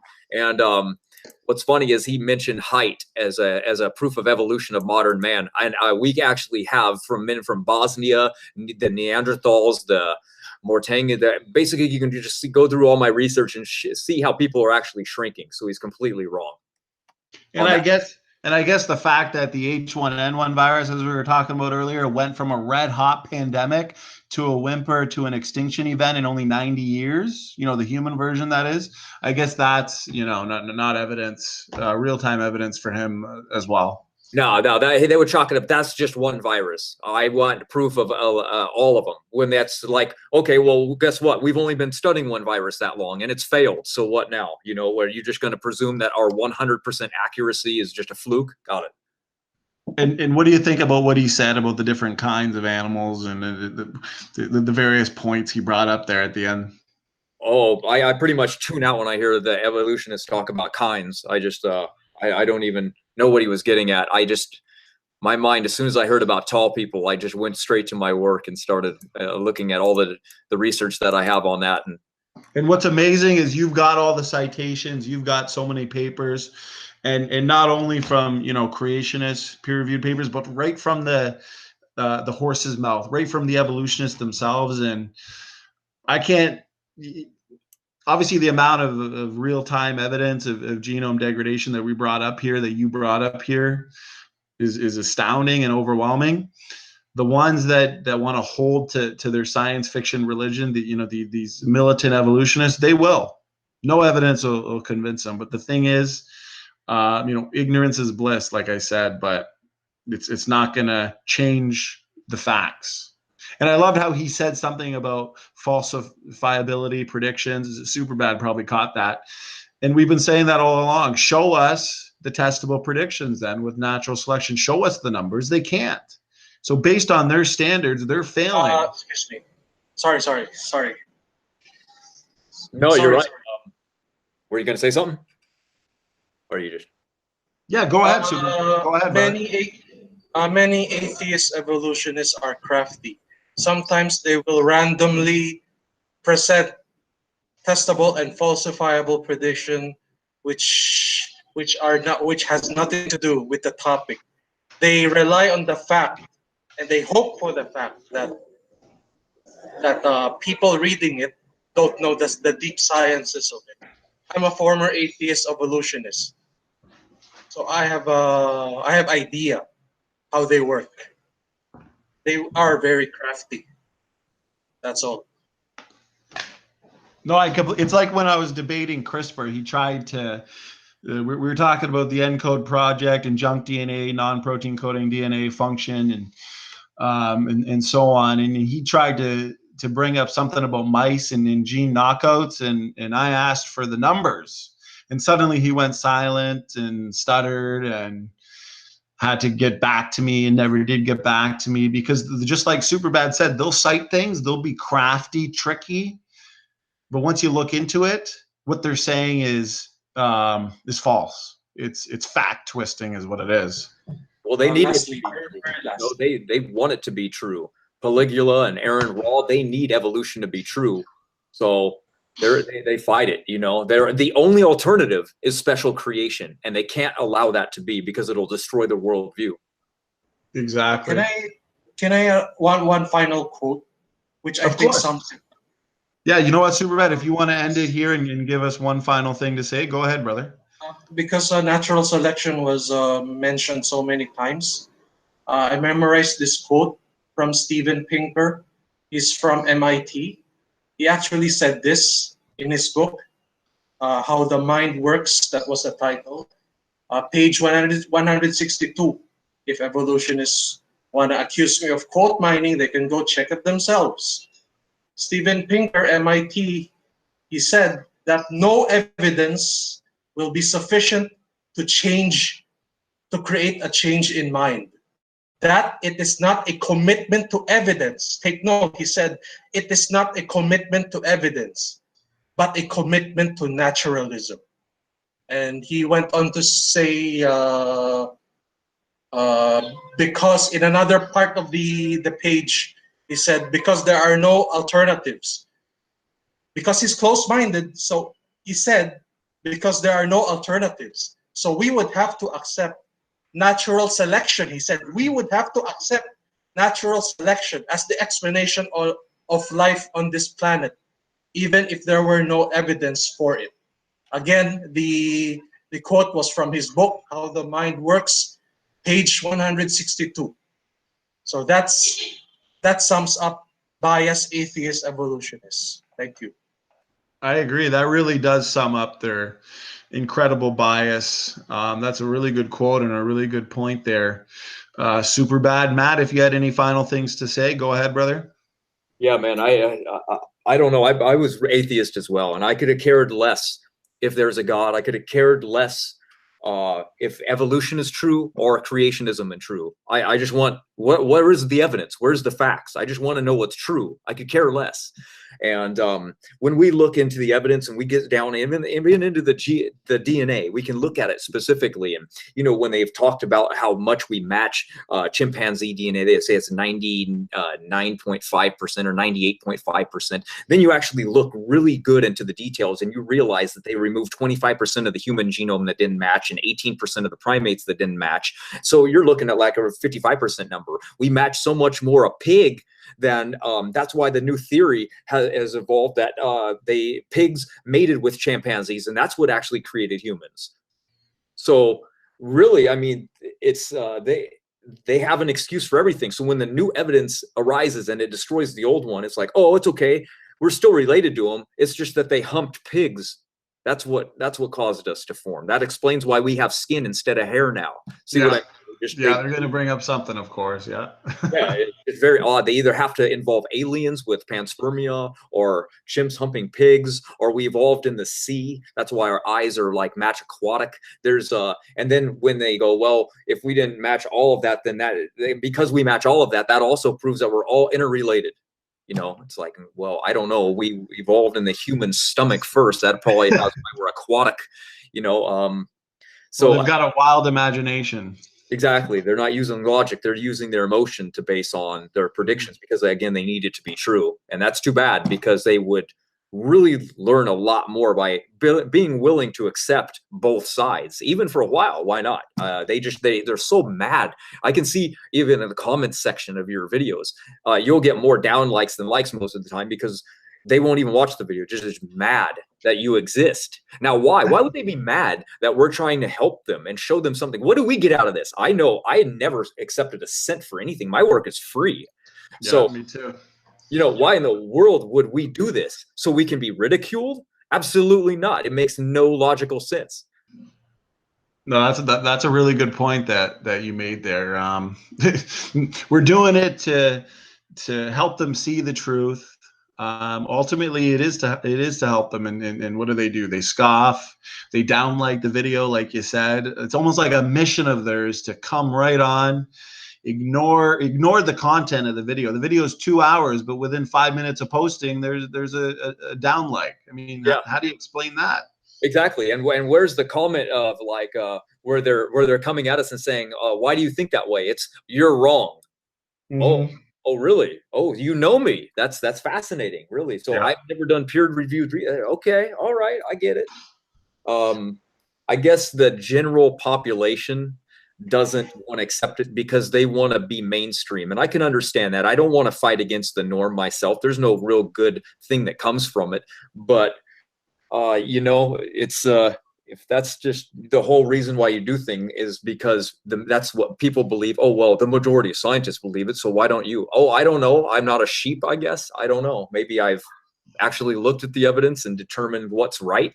I don't know. I did martial arts for years, and all I ever heard from my Brazilian jiu-jitsu instructor is, you don't need other styles. You don't need other styles. That was until I couldn't take a freaking guy to the ground one day. I was like, oh, I need other styles, you know? It's a hard reality when you get the hell beat out of you because of a mistake where your dogma let you influence your belief system. So I wasn't going to let science just dictate everything that I believe in life. And that's what it seems to do to people. So we can't be stuck in a dogma, whether or not it's evolution or creation. We have to just use our logic to determine what's real. And if we're going to have to look in the mirror and think that we de-evolved every beneficial adaptation so we can walk around and talk to each other, it just doesn't make sense, especially when the evidence is far more on our side, the empirical evidence, that is. May I add something? Sorry, Stan. I'm done. Sorry, Stan. Just something came up to my mind. Is it okay? Of course. Go ahead, Super Bad Brother. Sorry. Since Romat opened up about the majority of scientists believing in evolution, here's a fact why 97% of scientists believe in evolution. To those atheist evolutionists out there who love the majority, let me tell you this. Is creation science taught in schools? Let me ask you this. Is creation science taught in schools? No, right? Where do scientists get their education from? Schools, right? And schools only teach evolution. So naturally, most scientists will be evolutionists, correct? It's as simple as that. Yeah, that's a good point too. So, you know what? I think it'd be a good idea if we get together again and do, because I know Apologia did a video on replacing Darwin, even worse than this one. So we'll debunk the hell out of that one. Thanks so much, guys, for coming on. Super Bad, you had a lot of good things to say, a lot of good points to say. You're a really smart guy. Matt, a lot of good points to say. You really know your stuff. I really enjoyed this. I hope we can do this again soon. And hopefully we can get you in as well, Matt, to debate the atheists, because I don't think they're going to stand a chance if you ask me. But until we do this again, guys, Standing for Truth is out.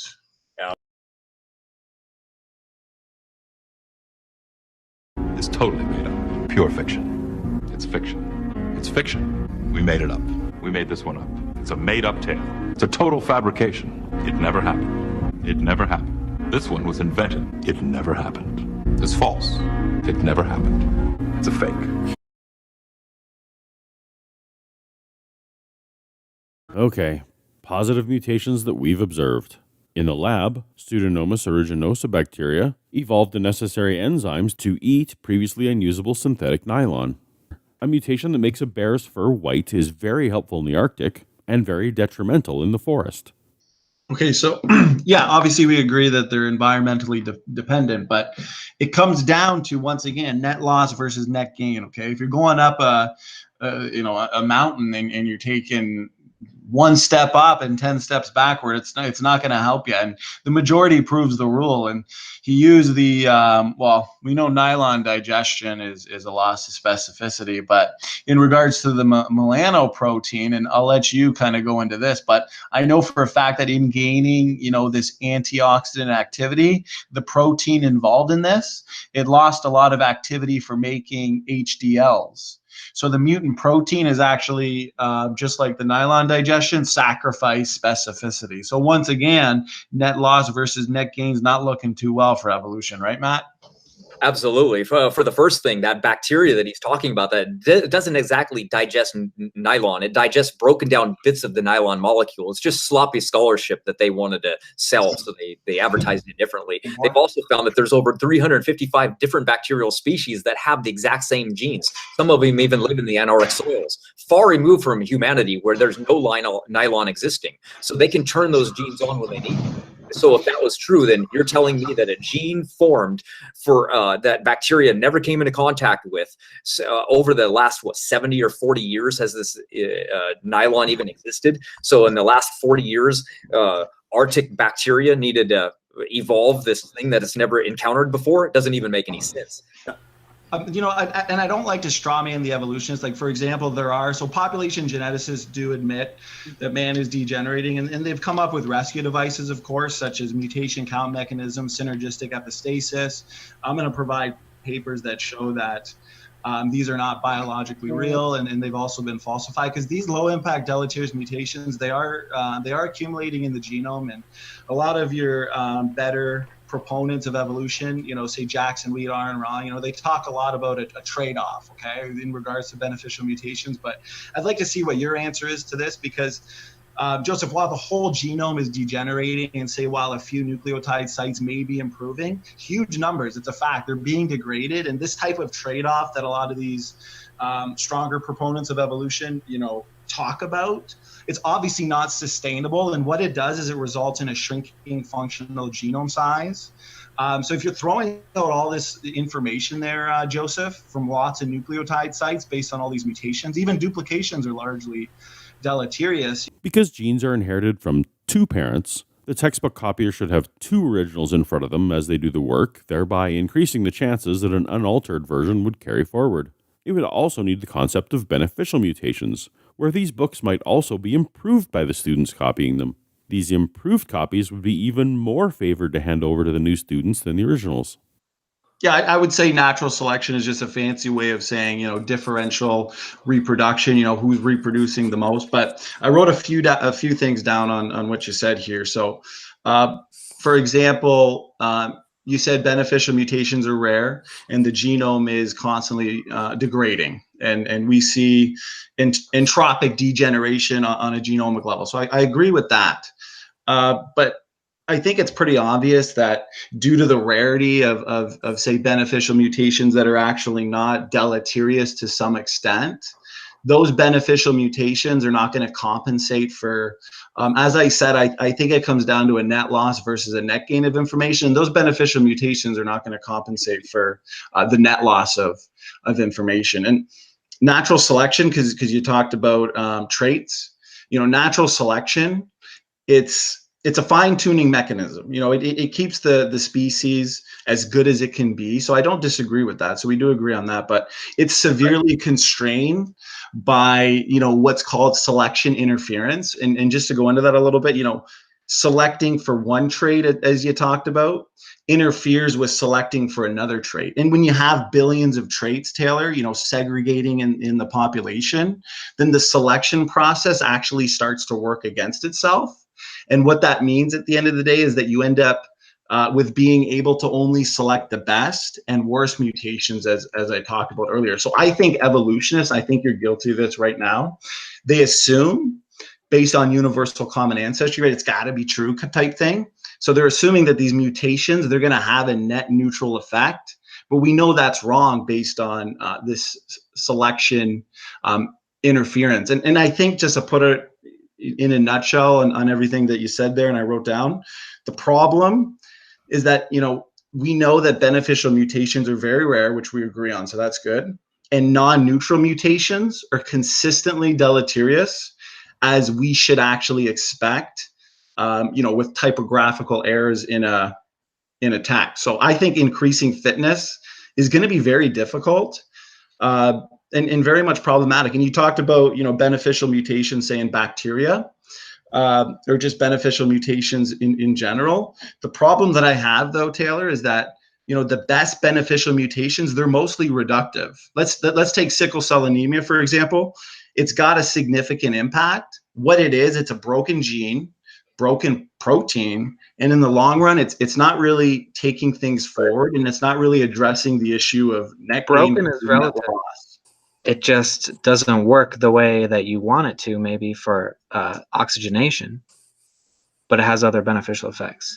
So you're saying it's okay. So you're saying it's deleterious in one way, but it's beneficial in another. But I'm saying it comes down to a net loss versus a net gain. So how are you going to compensate for the information loss based on, you know, a couple rare beneficial mutations? Because if you're throwing out a ton of information, you know, and you're seeing erosion of information, erosion of nucleotides, how are you going to compensate for the actual information loss? Because a couple of rare beneficials are not going to counterbalance the accumulating damage. So with me, under the assumption of death, decay, degeneration, that's consistent. But to take your fish to fisherman or your bacteria to biologist and build a genome, I don't know how you're going to build a genome by degrading information. While it's true that mutations can sometimes create new traits, they generally only work to destroy existing traits and information. So when a new trait called sickle cell anemia arose in Africa, it allowed people to survive malarial infections. It was a new trait, but the hemoglobin gene was broken in the process. Likewise, many examples of antibiotic resistance of bacteria deal with broken genes for transporting things into the cell. The reason that the bacteria can live is because the transporter gene is broken, the poison can't get in. It's easier to break something than to create something new. Natural selection plus mutation actually works in the wrong direction for evolution. There's no such thing as an objectively good mutation or an objectively bad mutation. To even think that there are 96,000 deleterious mutations building up in the human genome every 4 years, which cause cancer and all types of health issues, is not objectively bad is insane. You can sequence the genomes. You can look at the various types of mutations, deletions, point mutations, inversion mutations, frame shift mutations. They're all reductive. You can sequence the genome, see what's being, obviously see what type of loss is being observed there. You can look at variation within the genome. You could look at decreases of heterozygosity to homozygosity. There's lots of different ways to measure the information loss. Everybody knows beneficial mutations are rare. Near neutral deleterious mutations are pouring in faster than they can be removed. You can calculate the fact that we inherit 100 new mutations per person per generation from our grandparents. I mean, there's 1,000 different ways that you can measure the information loss. And the thing is, when something's broken, so for example, sickle cell anemia, if it's due to a broken, protein, broken cell, broken gene, I mean, broken indicates that it's a loss of some type. I mean, are you disagreeing with the fact that a lot of these adaptive degenerative mutations are a loss of information? Is this just an evolutionary tactic to avoid the obvious data? I have no idea, to be honest, but I would also like you, since you're making the claim that they're rare, but how rare is rare when it comes to beneficial mutations? Well, the thing is, you're gonna have to compensate for the relentless influx of deleterious mutations. So can you give me one or two beneficial mutations that are not reductive, that are not due to a loss of information of any kind? Because I even know the big ones that I've talked to people like Jackson Weed a bunch of times. They bring up things like melano mutation, examples of adaptive immunity, nylon digestion by bacteria. I mean, these are all based on a loss of, say, specificity, a loss of information. You can read this all in the literature. Positive mutations that we've observed. If you prefer examples among humans, in a small community in Italy, a mutant version of the apolipoprotein AI proliferated that is more effective at removing cholesterol, giving carriers of the gene significantly lower risk for heart attack and stroke. This mutated protein is being researched as a possible future treatment. While mutations to lipoprotein receptor protein 5 can cause osteoporosis, one mutation can significantly amplify bone density and strength. The real-world carriers of this gene were the inspiration for the film Unbreakable. When you hear about people saying there's such thing as beneficial mutations and we need them and that's how we evolved, and they bring up the lactose mutation and the increase in bone density and the HIV-1 immunity and then the L. Milano, these are all epigenetic regulations. These are not mutations. And so now that we've been unraveling the sequences of epigenetics for the last 6 years really, really well, they've actually completely eradicated the beneficial mutation theory. So basically what I want to do is get into the problems that people are having with the concept. And that would be, kind of explaining epigenetics. So basically epigenetic inheritance is this new unconventional way of looking at genetics. Up until now, mutations were considered the only thing that could be either positive or negative in regards to fitness, because without mutations, evolution can't occur. So this is where epigenetic comes from, and it throws it goes against basically the idea that inheritance only happens through genetic mutations, or the DNA code passes on to the parent from offspring. This means that a parent's experiences in the form of epigenetic tags can be passed down to future generations. So circadian rhythm, diet, stress, environment, all of these switches, for example, like rats, they took rats and they put them in an aquarium and they switched the lights on for 3 hours and off for 3 hours. And they kept doing this for years. And eventually those rats adapted to this light cycle. So when they had offspring, those children now would fall asleep every 3 hours and every 3 hours, just like the parents were doing, even if the lights were not being turned on or off for every 3 hours. Sometimes it was inherited, other times it was not. And then after a couple generations of lights being back to 24 hours, the rats just essentially gave up on that and they went back to being a 24-hour cycle. So it wasn't a permanent thing. It wasn't a mutation that caused this. So epigenetics is the study of where factors influence a gene and how and when the gene is expressed. Regarding like the Sherpas of the high altitude people of the Nepal, the mainstream thought is that a single 1-point mutation led to a better adaptation for the high altitudes of the Tibetan people. But modern science has revealed that the epigenetic mechanisms are also behind this adaptation. It's not a beneficial mutation. You can read a peer-reviewed paper on this, on the epigenetic signatures of the high altitude adaptation of the Tibetan population. So basically, these epigenetic regulators affect how individuals develop. This is pretty much which are causes of changes in the expression of the genes or action of a gene, or any gene, for example. We have longevity genes in us, for example. They're called the FOXO genes, and they're 7 sirtuin genes, and these are mediated by epigenetics. They're not mutations. They're turned on and off. Like for fasting, for example, turns off a mTOR, and it activates these longevity genes. We want that to happen, and until we can go in and mutate these genes and constantly leave them on, we have to rely on epigenetics to do that, and we are in control of these genes by what we do. If you think about it like twins, twins have identical DNA, and think about it like one person turns 50 years old and so does the other one, right? But one will have cancer or heart disease, the other might not. One will go bald or be bipolar or start to lose their eyesight where the other doesn't. This is because of epigenetics. It's not inherited genetic mutations like we're told. Take, for example, the epigenome, which keeps a long life communication between environment and our genes that turn on and off tumor suppressing proteins. This is a reason why one twin will get cancer and the other will not, because epigenetic changes via the individual diet or environment it'll cause this. So when you hear about beneficial genetic mutations, you are actually hearing about epigenetic regulation, not beneficial mutations. This is why the Sherpa people who have been called beneficial mutations that allow them to thrive at this high altitude, yet when they relocate and have children, they pass on none of these beneficial mutations, so-called, for these high altitudes because they have no genetic requirement for living at such altitudes.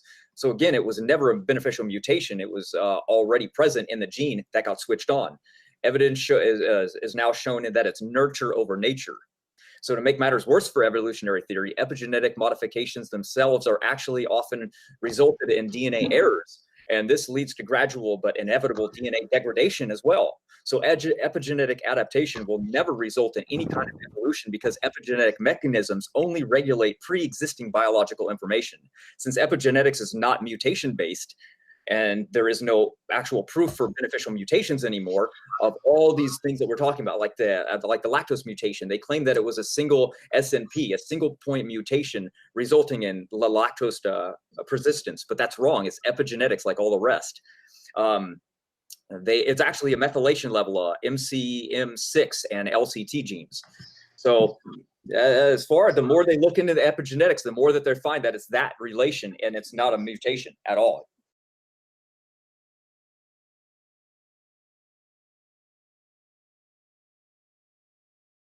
The idea of forward or backward implies that evolution has some kind of directionality for it. It does not. Evolution is not random, and it directly states that it is in a linear progression into all life that we observe today from a single cell, bacteria-like species.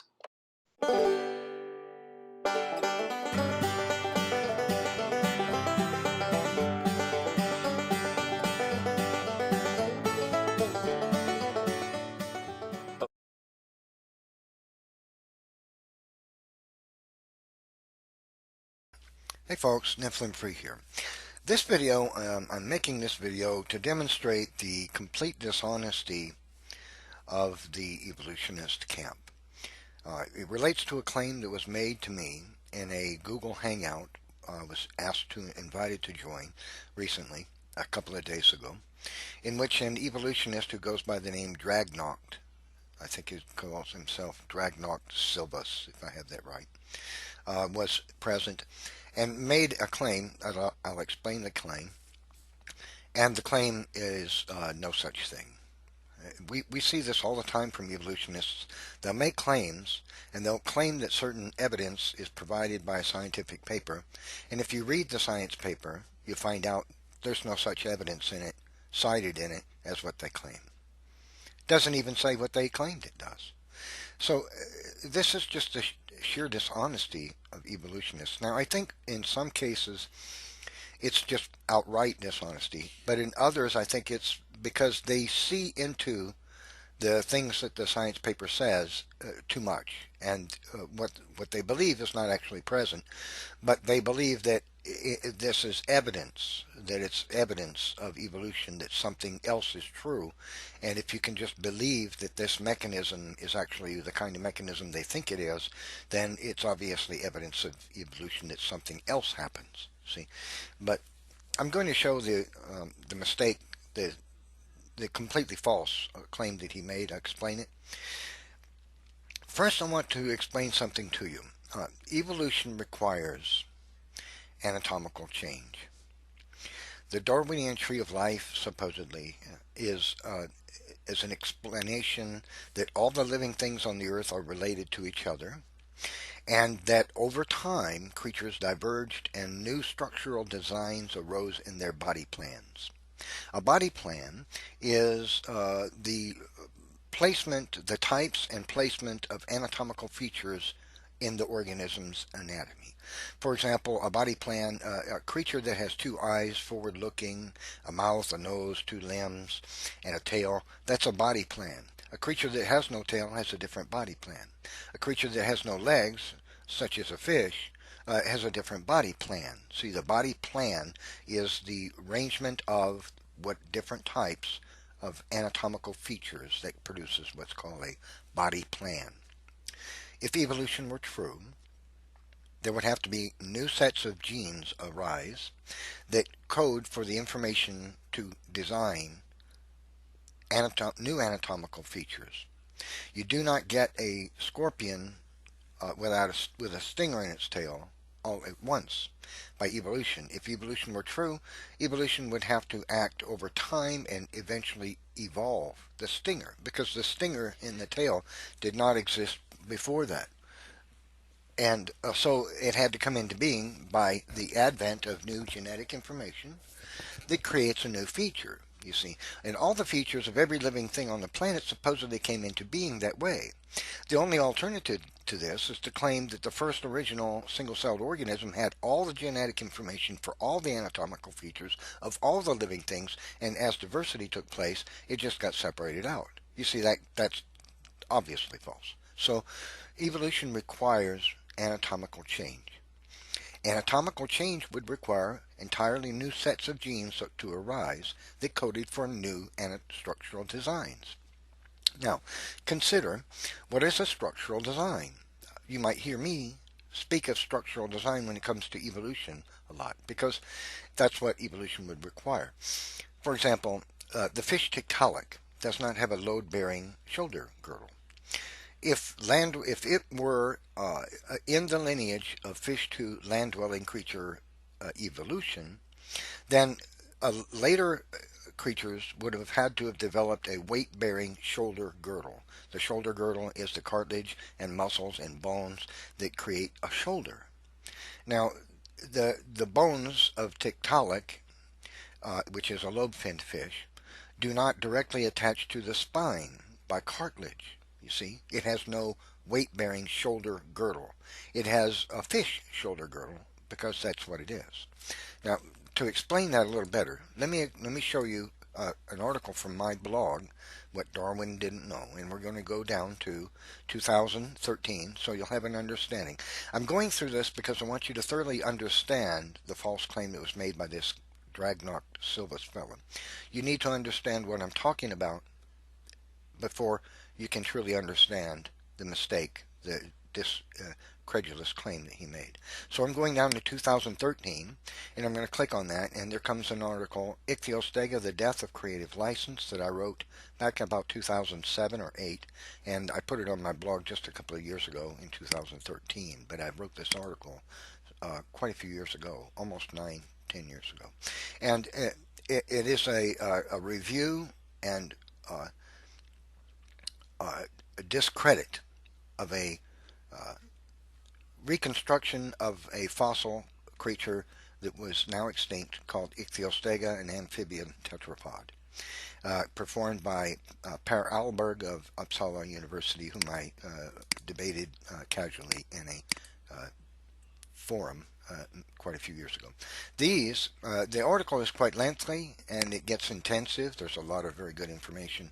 I strongly suggest this for you to have more understanding of the claims of the evolutionists regarding fish to land-dwelling creature evolution. But let me go back to this picture because I want you to see what is the claim of the evolutionists, so you'll have an understanding of what I mean by structural design and anatomical change when it comes to evolution theory. So let me find, I just had it on the screen, so bear with me a moment. Let me go back up. Oops. Let me go back to that. Oh, shoot. Okay. Yeah, here we are. There's the picture. Okay. Now these creatures are said to be in the lineage of creatures that developed from fish to land-dwelling creatures. They are not said to be exact transitional forms in between them, just examples of different clades that ultimately led to this creature, Ichthyostega, an amphibian tetrapod. A tetrapod is a creature with 4 limbs. Tetra meaning 4, pod meaning foot or leg. So a tetrapod is a 4-limbed creature. Fishes are not tetrapods. This is Eusthenopteron, Pandarixis, Tiktaalik, Acanthostega, which actually, in my opinion, was not a fish at all, but a salamander, a giant salamander. It has all the features, the anatomy of a giant salamander. Evolutionists call it something else, but it's really just a giant salamander. So now to go from the fish to this creature here, Ichthyostega, you need a load-bearing shoulder girdle. Tiktaalik does not have one. Acanthostega does have one. And Tiktaalik has one. That constitutes structural design. Now why? Well, it's not just new anatomical features. The bones that are in Ichthyostega's shoulder girdle, you see, do not exist down here in the fish. Nor do they exist here. Something similar to it exists in Tiktaalik, but it's not weight-bearing. There is a weight-bearing shoulder girdle in Acanthostega because it's a giant salamander. And salamanders obviously have weight-bearing shoulder girdles. And so does Ichthyostega. So, but it's structural, it's new anatomy because there are new bones. That's a new anatomical feature. And these features are arranged in the creature with a load-bearing shoulder girdle in such a way that they act with and depend upon each other to provide function. That's structural design. You see, if you had all the bones for a load-bearing shoulder girdle, but they were not arranged properly so that they work together to actually provide load-bearing function and mobility, you could not call it structural design because it's functionless. You see what I mean? Not only do you have to have the features, but they have to be arranged, organized, integrated with each other so that they provide the function. That would be design. Okay, so now I think you have a basic understanding of what I mean by evolution would require not only new anatomical features, but structural design. By the way, every feature of these creatures is designed. And every one of them is anatomical. Colors, sizes, shapes, and patterns are not anatomical. They're morphological. Some of them are morphological, like shape and pattern, but they are not anatomical. Anatomy is what features exist in the body plan and where they are. Morphology is form and structure. Form and structure alone does not equal structural design, does not equal anatomy. They are not exactly the same thing. That is why we have two words for these things. Morphology is not the same word as anatomy because they are not the same thing. Understand? Okay. So now, what this evolutionist Dragnoc Silvis said was, I had questioned him. I said, what evidence is there in genetics that genetic change, such as mutation, creates new anatomical features so that we can believe there is a mechanism for evolution for one kind of living thing to beget others to have new structural designs? And he's cited this paper. Well, that was a mistake.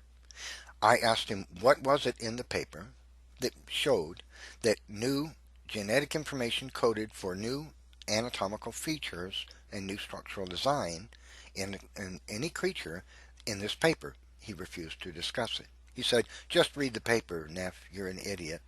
Just read the paper, it's in there. And he laughed and chuckled as if he had the upper hand. I asked him again, what does the paper cite as evidence that genetic change produces new anatomical features in some increment in a creature? And he cited this paper again, said, you just have to read it, it's in there. And I asked him again. See, we did this over and over, and he refused to explain to me. I told him, well, the reason you won't tell me is because it actually is not in the paper, and you just want me to believe it, but I don't just believe. He said, read the discussion section. Well, I did. I read this paper, and I'm going to show you some things that it says. He said that by tinkering with the genetics of these creatures, which are skates, and I'll show you what a skate is. These are skates. They have these very broad fins, and they have smaller anterior fins here. And they look very much like a manta ray, but they're not a manta ray. They are what's called a batoid creature.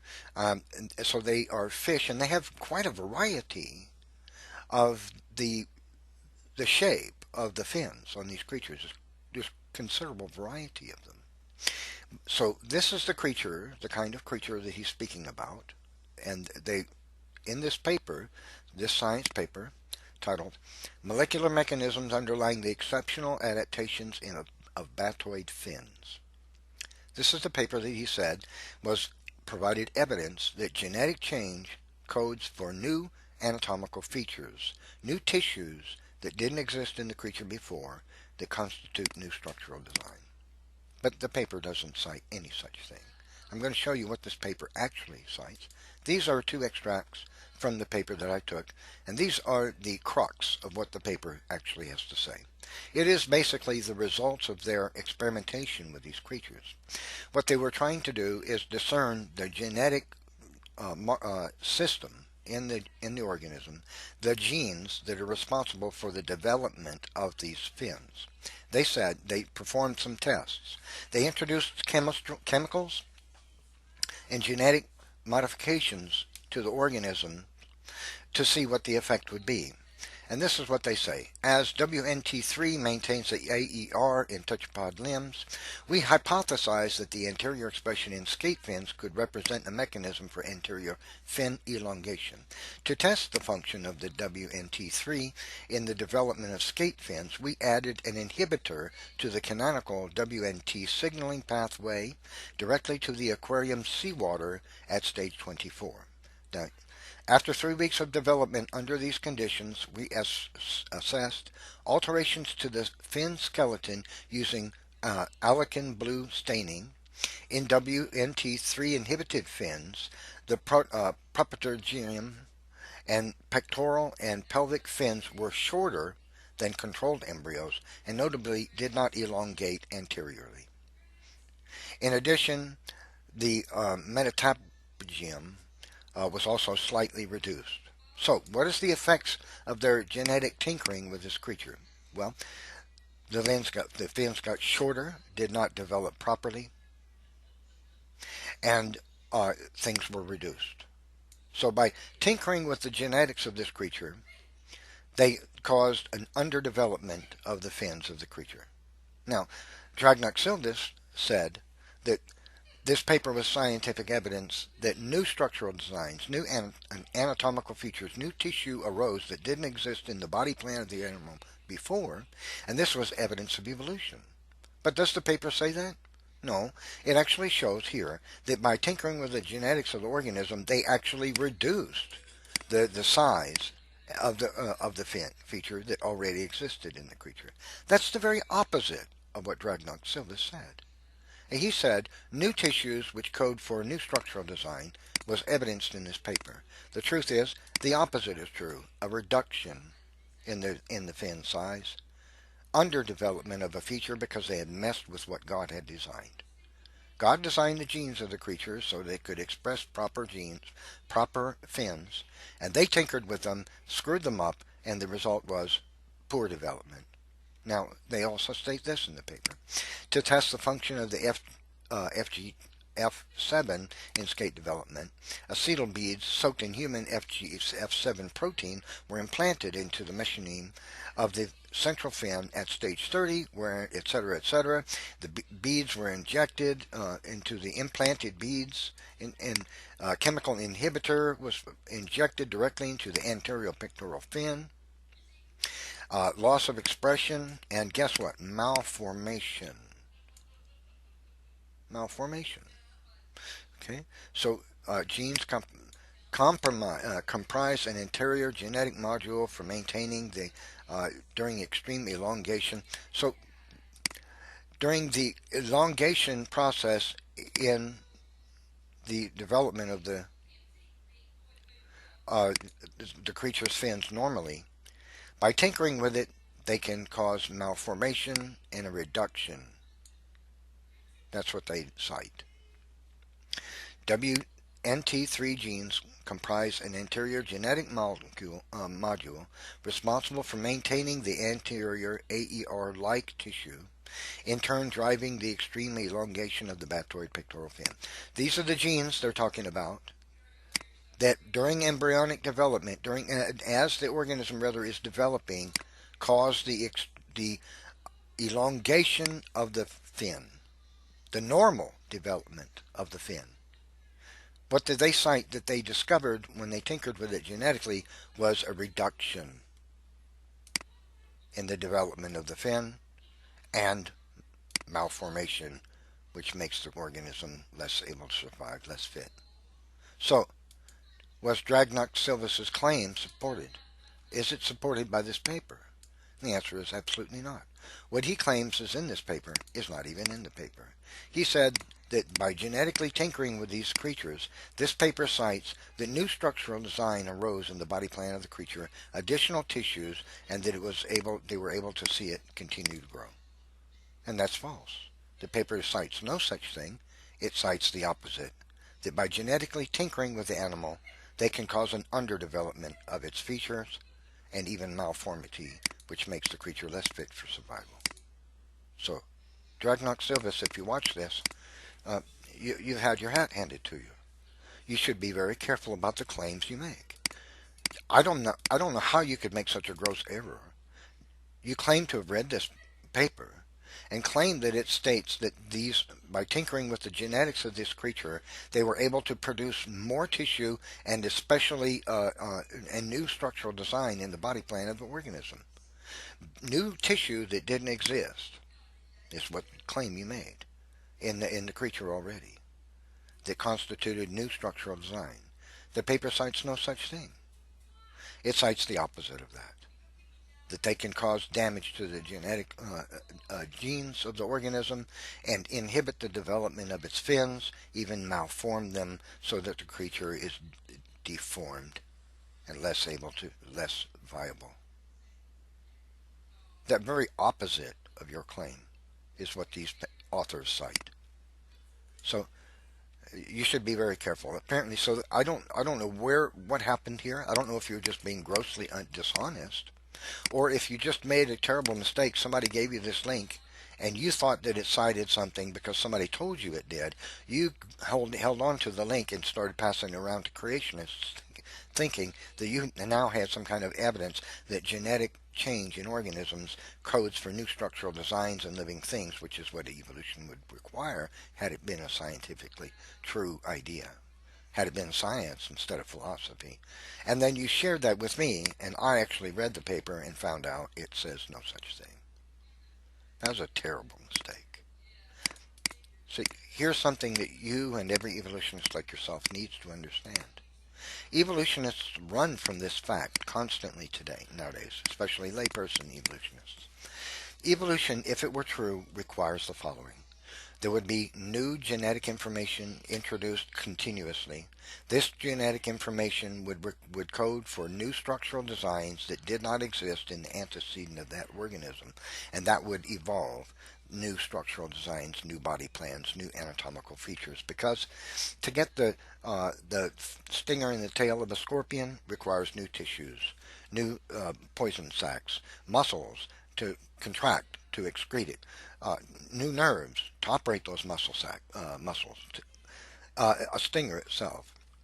Probably at least a dozen other tissues, maybe 5 dozen others that I haven't even mentioned.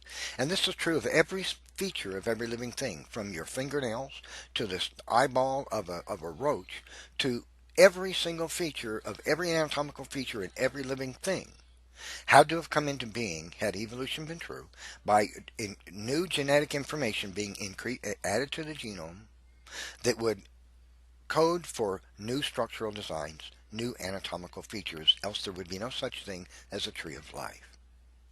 Right? That is a very big problem for evolutionists, I'm afraid. Because there is no evidence in genetics that genetic change is capable of doing it.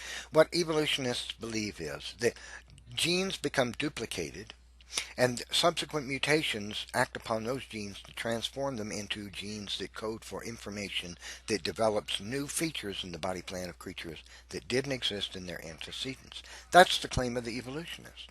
But unfortunately for evolutionists, science provides no such mechanism. A gene can be duplicated by mutation. That's true. But there's zero evidence nor any reason whatsoever to believe that subsequent mutations will transform those duplicated genes into new information that codes for new structural designs, new anatomical features in the body plans of creatures. That is a fantasy of evolutionists. It is without merit scientifically. But it has to be true if evolution were true. Because you cannot have evolution without anatomical change. If the anatomy of a fish never changes, no matter how much it changes in color, or how big it gets, or whatever pattern might be on its skin, that will never create another type of creature. There has to be anatomical change for evolution to be true. But evolutionists these days continuously cite things like nylonase bacteria being able to create a novel enzyme that allows them to digest nylon, or immunities in bacteria which don't affect the anatomy, the structural design of the bacteria one iota, or changes to the size of a beak in a finch like Charles Darwin's finches, and you know, by the way, those fins got shorter, and actually they get bigger and shorter depending on the year and the climate. Research has shown, they've been studied for many years, decades, and it shows that the beaks of the finches get bigger and smaller, and then they'll get larger and they'll get smaller again. But that's not anatomical change. The creature already has a beak, you see. A bigger beak is not a new anatomical feature. You can make the beak as big as you want to, it will never produce anything but a bird with an outrageously large beak or outrageously small one.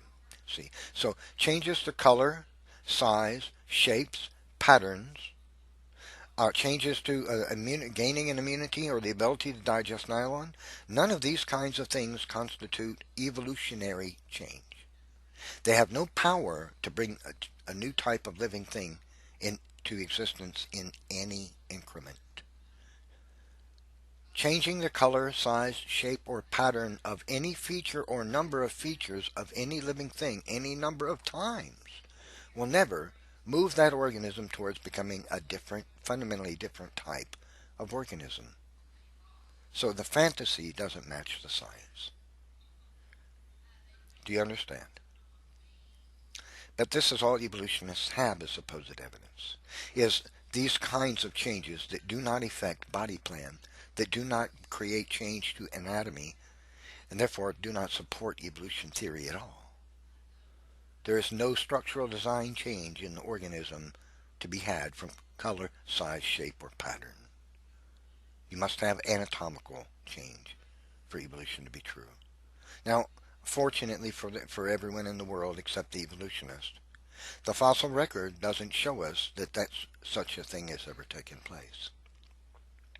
A great many prominent scientists have stated clearly the fossil record does not show any clear evidence of evolutionary transition.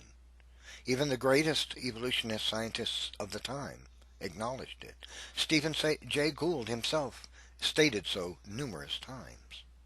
They're simply not present in the fossil record. The fossil record is evidence of one thing, according to all the world's experts: stasis. That means an organism comes into existence in one shape and leaves the planet in the fossil record essentially unchanged in however many million years it existed on the Earth. And a beautiful example of that is coelacanth. Evolutionists claim that it went extinct 75 million years ago, or so they thought, because it became absent in the fossil record beyond about what they believe is 75 million years ago. Of course, it's been discovered to be alive and well in the Earth, in the Indian Ocean, in deep water, and off Madagascar. But a modern coelacanth, and a fossil one dating back 100 plus million years are identical. The only difference between them is a little bit difference in the shape, a little bit different in size. But that's true of every living thing. That's true of human beings. But that doesn't change anatomy, you know. You see, I look very different from an Aborigine man. I also look very different from a Chinese man. But there is no difference in anatomy between me or either one of them. We're both completely human. We have exactly all the same features, anatomical features and structural designs in the exact same locations of our body plan. We have the same body plan. There's no anatomical difference between us. There's morphological difference, that is, form and structure differences. But there's no anatomical difference between me or you and any other human being on the Earth. And that's because we're just human. And the same is true of coelacanth. They come into the existence in the fossil record. Millions of years later, they disappear in the fossil record. We find them still living on the Earth. And guess what? There is no anatomical difference between the oldest known coelacanth fossil, or however old you might believe it is. I don't believe it's millions of years old, but evolutionists do. And the ones swimming in the Indian Ocean. No anatomical difference. No structural design difference. Not a bit. Slight differences in shape or size. Nothing anatomical. Nothing structurally in design. See? And this is true of everything found in the fossil record of life. And evolutionist scientists themselves acknowledge that. Creatures essentially come into the fossil record and leave it unchanged. The only thing we observe is slight variation, just like we have slight variation of every kind of living thing on the Earth today. Dogs, variations. Human beings, variations. Horses, variations. They still have the same anatomy. The anatomy of a zebra is exactly the same as an Asian wild horse or an Arabian stallion. The same anatomy. There is not one feature found, one structural design found in any body plan of any of those creatures that's not present in all of them. They are all animal of a horse kind. There's differences in color, sizes, shapes, and patterns, but they are still horse. But evolution claims anatomical change. And I'm afraid for you, Dragnox Silvis, that you have made a mistake. You stated an untruth. This science paper does not make any statement whatsoever of any new anatomical feature or structural design, no new tissues that did not exist in the body plan that already existed before, only that they can tinker with the genes of the creature and cause malformity and underdevelopment of its already existing anatomical features. So, you are completely wrong. And that was misinformation that you provided. You should try to do better. If you can't cite the evidence that you need, you're better off not citing something and claiming it's the evidence of it when it doesn't actually provide it. That's just misinformation or dishonesty. I can't really know which. Either you did not read this paper but expected me to and just claimed that it was in there. Perhaps that's why when I asked you to cite exactly what change was observed in the paper, you would not actually discuss it. Possibly you didn't even read the paper, just thought it had that evidence in there because somebody told you it did, and so you passed it along. Or you were just being completely disingenuous, and you were lying when you said this paper cited new tissues, which was your claim, that came into existence in the body plan of the animal that didn't exist before. And the paper cites no such thing. It cites only that they can modify the genetics of the organism and cause malformity and underdevelopment of its fins. See, when you tinker with the genetic information that God designed for the features of the organism, you screw things up because it was already beautifully designed. And mutation is a destroyer. Mutation doesn't design anything. It doesn't create new anatomical features, as evolutionists require to for their imaginary fantasies of their evolution theory to be true. Instead, what mutations do is cause weaknesses, deformities, and death. And that's what 90 years and millions of experimentation research projects show from going back to the early part of the 20th century. 90 years and a million studies later, and all the evidence we have is tinkering with the genetics of an organism causes biological weakness, deformities, and death, not evolution. Doesn't even provide a mechanism for evolution. So, Dragnak Sildas, your claim was utterly and completely false and has been refuted. Drag, who we did a video on today, in his after show, all he had to say, so he didn't address any of the testable predictions on mutation rates, absolute mitochondrial DNA differences, the fact that you can read the history of civilization, the history of humanity from the map, nothing. All he said was, oh, well, you know, M and N came from L. That debunks them. What do you think about that, Jeremy? That's the response that we got from the others, correct? A few months ago. It's sad. It's like, is that all they got? Did you told them our rebuttal to that? Well, it's funny because the guy I was debating, he didn't have any rebuttal. He wanted evidence for biblical creation. I gave it to him in testable predictive form, but he wouldn't actually engage the data. So it was in an after show later. They were doing damage control. That was the argument. He said we already addressed it. We have found a single dispersal of all people in the relatively recent past, traveling in small people groups into uninhabited territory through the Middle East. They call it the Out of Africa story, but these are all biblical-based predictions. I want you to look at this tree. You can find this in the book Replacing Darwin and in the work of Dr. Nathaniel Jensen. This is several hundred human individuals. The tips of these branches represent human individuals. Distance of lines, the very long lines would be lots of DNA differences, and short lines would be almost none at all. What do you notice about this tree? This tree represents various people groups around the globe. Many of these lines come together as three major nodes. This is a fact that evolutionists even acknowledge. These are the three major haplogroups. How much longer do I have, James? Got a minute, 20 seconds.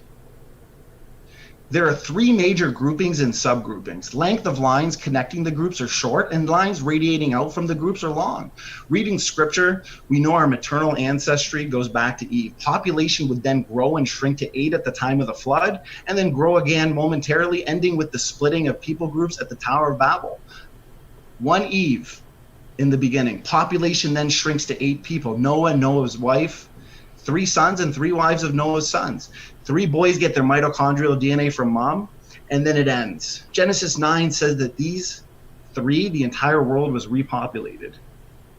We get our mitochondrial DNA from their 3 wives. The history of humanity is in our genome. What we know about mitochondrial DNA of humans fits the 6,000-year timescale, explains the 3 major haplogroups and the relative differences between pre- and post-flood humanity. We're making testable and falsifiable predictions. For example, the stamp, the tree that I just showed you, it contains the stamp of the history of civilization, the Roman Empire, Persian Empire, and Greeks. Group L, which is largely considered kind of like the progenitor, and then from L you get M and N. What I've actually caught Standing saying is that L, M, and N all stand laterally to one another. Not that L is a progenitor to M and N, which goes against every haplogroup like illustration and anything that I've ever seen. Wow. Do you want to go over the rebuttal real quick to that, simply? Yeah, sure. These are, I think it's 1,000 individuals, okay? The tips, they're the individuals. Here's the 3 haplogroups right in the middle. You notice the lines, you can see my mouse. The lines joining them are short, so very little DNA differences. The lines radiating out, okay? So here's your African branch from L, the L root. Those are long, indicating larger genetic differences, but they all go, there's subgroupings here, that's where we read the history of humanity, but they all go back to 3 major groups, right? These demonstrate that it's, you know, a time of fewer generations at, Noah's 3 daughters-in-law. Pre-flood. Noah's, yeah, and of Shem, Ham, and Japheth, obviously. But his only argument, which is funny, they won't address the data, they won't address the predictions. They'll say, well, M and N came from L. Okay, Drag has a point that the M and N came from the L based on his worldview, and even based on this, and also based on this map. This map was generated and created by Dr. Nathaniel Jeanson for over 1,000 individuals spread around the world. Okay, it's a subset, but it's a good subset, which makes predictions. Now, like I said, Drag has a point because there are 3 green arrows there, right? And those 3 green arrows are the L, M, and N. By the way, the letter L is in the middle. It's the middle arrow, and the M and N are the other 2 green arrows. So as you can see, the letter L is what connects the M and N. Okay, like I said, the L is in the middle, and then the M and N are connected to the L. So when I look at this from an evolutionary starting point, yes, I would conclude, correct, Drag is right. The L produce M and N because M and N are connected to the L because the L is at the middle of the M and N. Okay, but what Drag is not telling you is this. I don't know if he knows the data or he's being crafty or not. I'd rather believe that he doesn't know the data. I'll give him benefit of a doubt. If you're gonna base the starting point L, which is the starting point of M and N based on what you said, based on this map, okay, he's wrong. You know why? Because the L, M, and N, based on this map, are close together, okay, which means that their genetic differences are close to one another, okay.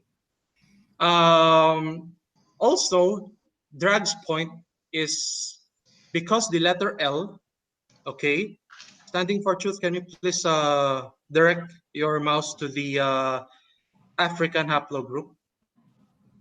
Yes, this is the L, right? Like I said, the middle arrow over there. And the L primarily are the L1s, L0s, L2s, which is this long African branch here where standing for truth's mouse is.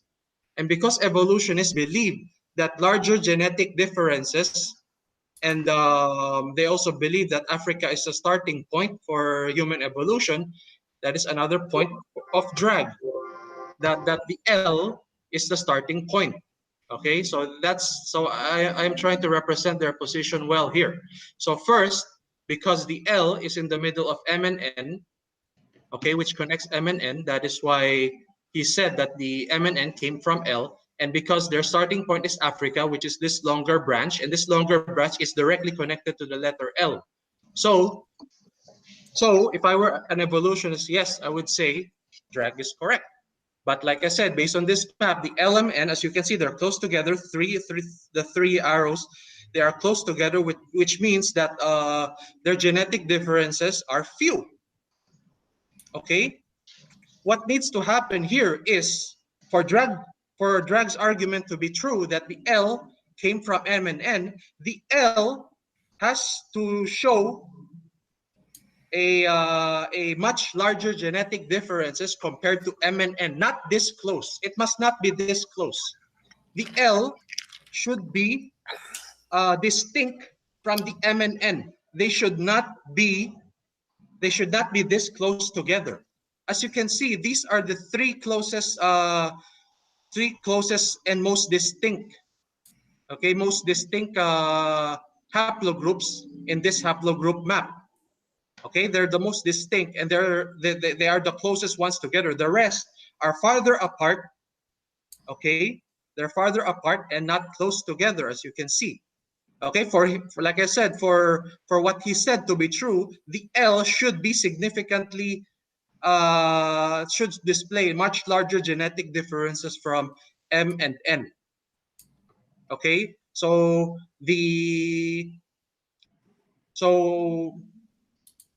that's it. And okay. Well, and the thing is, he'd have to make, so for example, we're making testable predictions based off this map.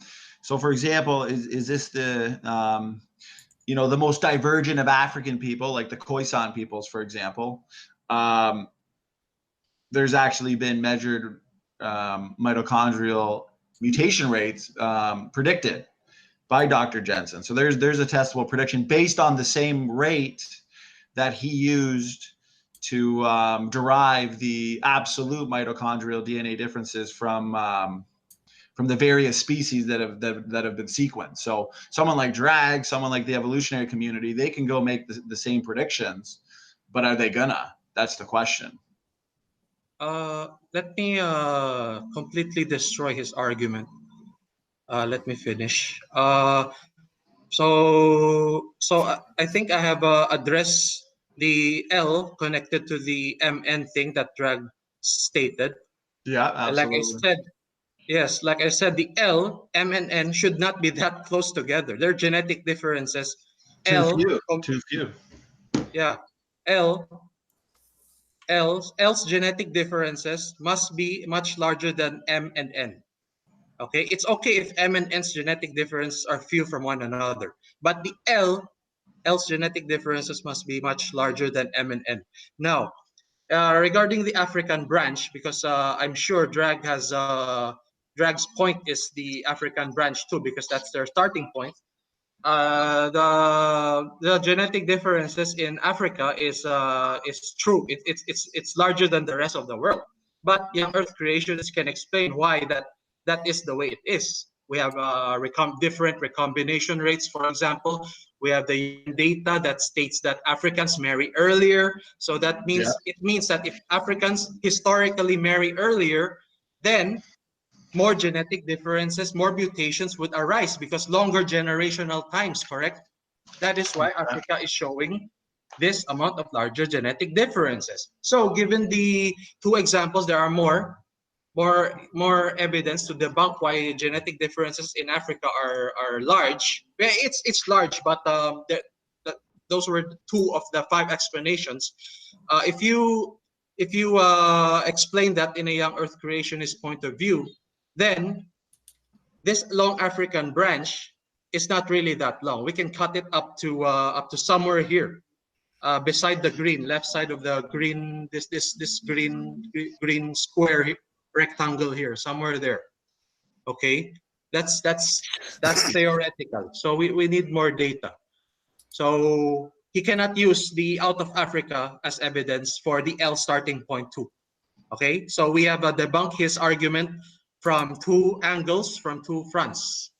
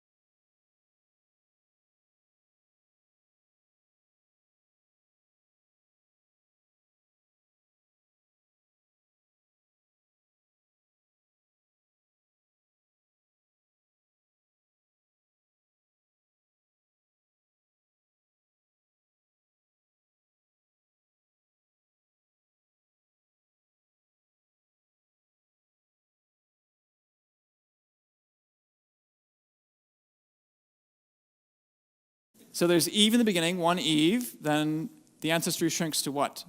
You have 8 people, Noah, Mrs. Noah, 3 boys and their wives. 3 boys get their mitochondrial DNA from Mrs. Noah, and then it stops. Genesis 9, from these 3, the whole world was repopulated. We don't get our mitochondrial DNA from them, we get it from their 3 wives. So the fact that this then breaks into 3 with relative branch lengths that fit the relative time proportions seems to fit this biblical model. Short pre-flood times, those blue bars separating the 3 wives. Scripture doesn't say if they were sisters or more distantly related. And then lots of generations post-flood, those pink bars. So the structure and relative branch proportions and the absolute numbers, 3 independent lines of evidence, all fit what we see in mitochondrial DNA. Well, what about these subnodes? This model makes testable predictions. If we're all coming from those 3 nodes, and DNA differences are a marker of time, what we're looking at then when you radiate out from those nodes is post-flood time. In other words, the history of civilization. This model predicts you should be able to read the history of civilization off this tree. The history of the Roman Empire, the history of the Persian Empire, the history of all Greeks should be here. So what about this subnode? You see that it's coming off one of the major 3 nodes, and about halfway up it begins branching. Where do these, so the tips of these branches are individuals. Where do these individuals exist today? So let's put this together. I just hit the wrong button. Back up 1. And I didn't want to hit that, so let me go back this way. There we go. So you can see in terms of relative time, about there's a branch that goes up from that node, then about halfway up that branch it splits off. So what would be half of 4,200, 4,500? It's 2,000-ish, 2,300 years ago. What happened 2,000-ish, 2,300 years ago around this section of the globe? The Roman Empire covered this section of the globe. So this is just the beginning of the sorts of studies we're doing. And in fact, if we had time, I could tell you some really electrifying results that we've been doing with the paternal ancestry, the Y chromosome. Rob Carter and I have been doing this, Creation Ministries International. We've been able to date the transatlantic slave trade. We're looking at the signature of colonialism. This is really working. It's really incredible. And that's not the only testable prediction it makes. Let's go back to the Khoisan peoples. Where are they? Way out there. I said the average number of differences is about 80 in Africans.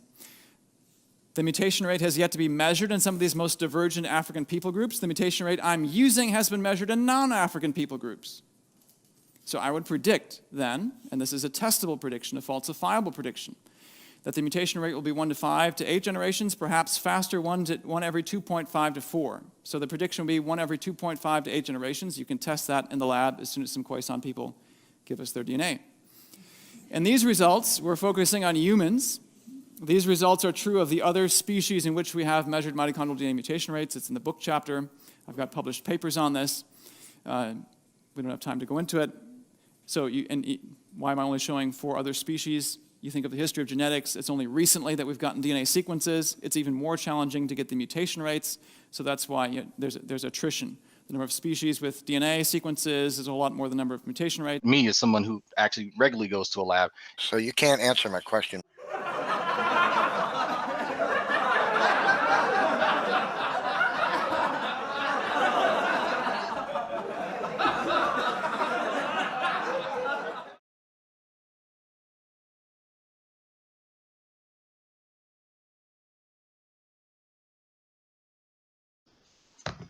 Dreg, do you believe we can get a dog as big as an elephant? We know there's animals as big as an elephant, like an elephant. I mean, given enough time, processes, what do you think?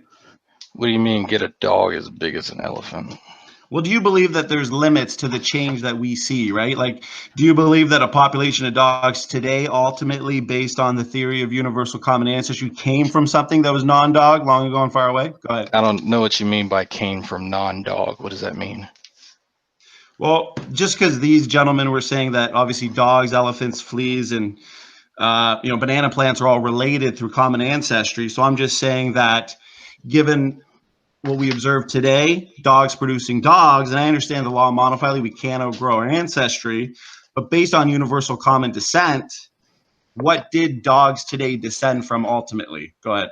So you're referring to a nested hierarchy and not what's evolutionary possible. Yeah, those are kind of 2 different ends of the question. Well, I would say that the creationist model also predicts a nested hierarchy, but just invoking a nested hierarchy doesn't exactly prove that, you know, dogs, elephants, and banana plants are actually related, say No, on you that don't. You don't. phylogenetic You tree. don't. You don't prove anything in science, for one. You demonstrate things. So I if agree. we're going to actually discern what happens in science, we need to use the correct vernacular and acknowledge what's actually in the literature. Can you explain to the audience what the law of monophily is? Sure, I'll just get the dictionary definition. That's fine. Well, like obviously we could never outgrow our ancestry, right? A eukaryote will always be a eukaryote. You know, elephants and pine trees are related through common ancestry because they're both eukaryotes, right? A eukaryote will never not be a eukaryote. A dog will never not be a dog. A mammal will not ever be a mammal. But at some point, there must have been some big change, right? Because at some point, there was something that was non-mammal, and eventually we had mammals. So I'm just asking you a simple question. Do you believe there are limits to the change? It doesn't matter what I personally believe. You do know that that's an argument from incredulity, right? Well, I'm saying that based on the theory of universal common ancestry. You're going to answer my question? Well, I think, no, I understand what you're saying. It's what science can demonstrate, because science means to know. So we do know that the question you just asked was directly an argument from incredulity. Are we acknowledging that? I don't think I agree with that for this reason. Okay. Because if I were to say, do you believe that, you know, the moon is made out of green cheese, I think we can all agree that it's not. No, a demonstrably false statement and saying what I personally believe about this particular field being true are two different things. So what my personal beliefs have no bearing on scientific fact. Okay, here's a better question then. Would you say that before we move on, we do acknowledge that that is an argument from incredulity, correct? Even if I were to say that that was an argument, it's a yes or no. I don't think I do, because what you personally believe, if it's not actually scientific, but you're saying it is scientific, then why is that an argument from incredulity? Okay, again, my personal beliefs, what I personally as Dragnot believe, has no bearing on what is scientific fact. What part of that is confusing? Because, well, I think you're using word semantics, but even if I were word semantics, even if for sake of argument, I were to say it is an argument from incredulity, it still doesn't help you answer the questions that I'm asking of you. It wasn't meant to answer a question. It was meant to discern the difference between my personal beliefs and what's actually demonstrably true. Can you tell me what you personally believe and what you believe is not what you believe, but what science says is demonstrably true? Sure, I can tell you what's in the literature. My personal beliefs are going to align with the evidence, the preponderance of evidence in the field.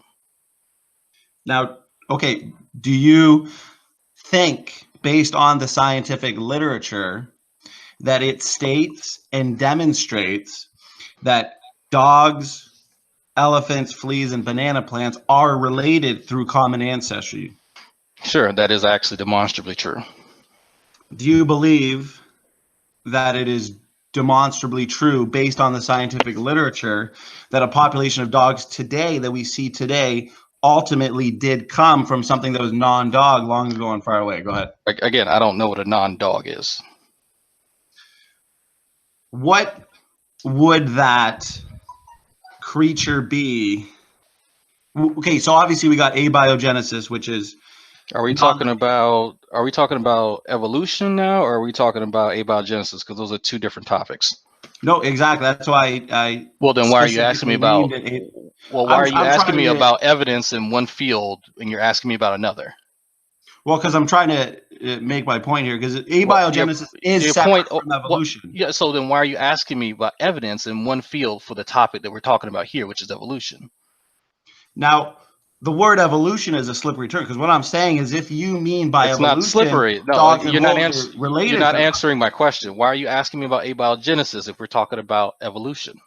I never actually connected abiogenesis with evolution. Okay, so then why is abiogenesis being brought up in this conversation then, if you're not making a connection to it? Because you're wondering what a non-dog is, and I'm trying to say that based on abiogenesis, at one point, this is before evolution, because my definition of evolution is a change in allele frequency or gene pool in populations over time. Would you say that that's your definition of evolution as well? I don't have a personal definition for that. It is the definition of what is purported in the field. So based on the scientific literature and based on the textbook definition of evolution, would you say that that was an accurate definition that I provided? Change in allele frequency and populations over time? Yes, what you provided is an accurate depiction. Now the question is, are there limits to that change? And that's what this whole line of questioning is. You don't know what a non-dog is. I'm trying to say that based on the acronym FARM, fish, amphibian, reptile, mammal, at some point there was recognizably something that was non-dog that had to evolve through evolutionary processes, natural selection and mutation, into what we know today as a non-dog. Are you disagreeing with that? Are you referring to, I still know my mouse is a non-dog, and by that definition. So are you talking about wolves? I would say that a wolf, a domestic dog, a coyote, a dingo are all related through common ancestry, but I believe that there's limits. There's a barrier to that change. But I'm asking you if you believe that there is a limit and a barrier to that change. Do you believe that dogs and mice are related through common ancestry? Because that's where I say there's a limit. I don't believe that. I'm not sure what you mean by there being a limitation and what that has to do with common ancestry. I'm honestly not seeing the connection between the two. Well, when we look at the acronym FARM, fish, amphibian, reptile, mammal, where are we getting that from? Okay, that actually I meant to ask you, where does FARM come from? I've literally never heard of that. Well, if we look at the theory of universal common descent, obviously I'm not saying abiogenesis is part of that, but that would say that non-living chemicals evolved into that single-celled organism into a multi-celled organism, into a fish, into an amphibian, reptile, mammal, bird, monkey, human, and so on. That's what the theory states. That's actually not an accurate depiction of what happened, but is that what your understanding is? No, that is actually the understanding. What I'm saying is to go from that and to see those changes will take phenomenal increases and an expansion in novel information into the genome. So if we don't see that today, how can you say that based on the scientific literature that is actually empirically verified? Go ahead. So your statement is that we don't actually see evolution in the current day. Well, it depends on your meaning of evolution, because like I said, didn't we just define that? Didn't we literally just define that? Well, are you talking about change in allele frequency populations over time, or are you talking I literally about could have sworn you and I just sussed out what the definition was, and then you asked me if that was acceptable. So now why are we questioning the definition that we both agreed on? No, we agree that that's the definition of evolution. We see okay, change, so if we agreed change. that, then why are we challenging it now? Because if you're going to say that fish, monkeys, and banana plants are related through common ancestry, then that's not the type of evolution that I'm referring to. Because a change in allele frequency and populations over time does not mean that a fish and a banana plant are related. Kind of like a mosquito. You got to just once in a while, you got to swat them. Recombination happens all the time. The same genes. That recombination happened to make you and me. Wow. Recombination doesn't move entire gene sets, each one of which are that's my point, to each other and related to critical functions such as cell tissue specializations and coding for helicase.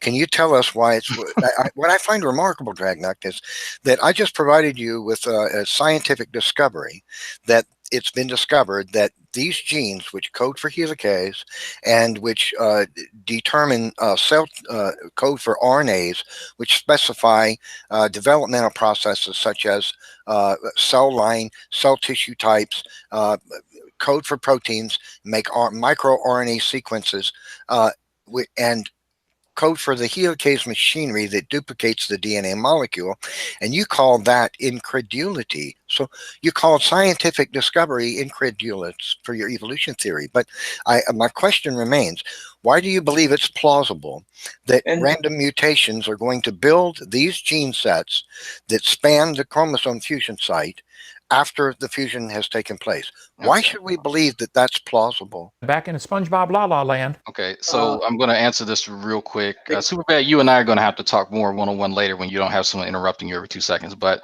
so Nafi, there's something you need to understand. As someone who's never stepped foot in a lab, and as someone who actually regularly goes to a lab, science isn't based on what I believe. It's based on what's demonstrable. That's something that you severely need to understand here going into the future. So on that note, there's nothing to cry about, okay? CRISPR, man, I know I opened this topic up for you.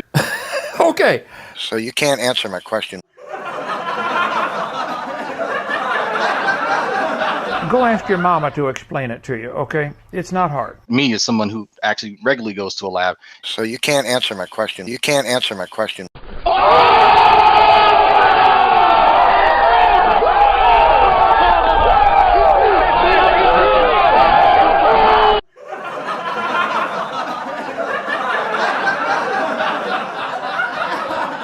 Because Sanford was just plain wrong, and no geneticist accepts genetic entropy.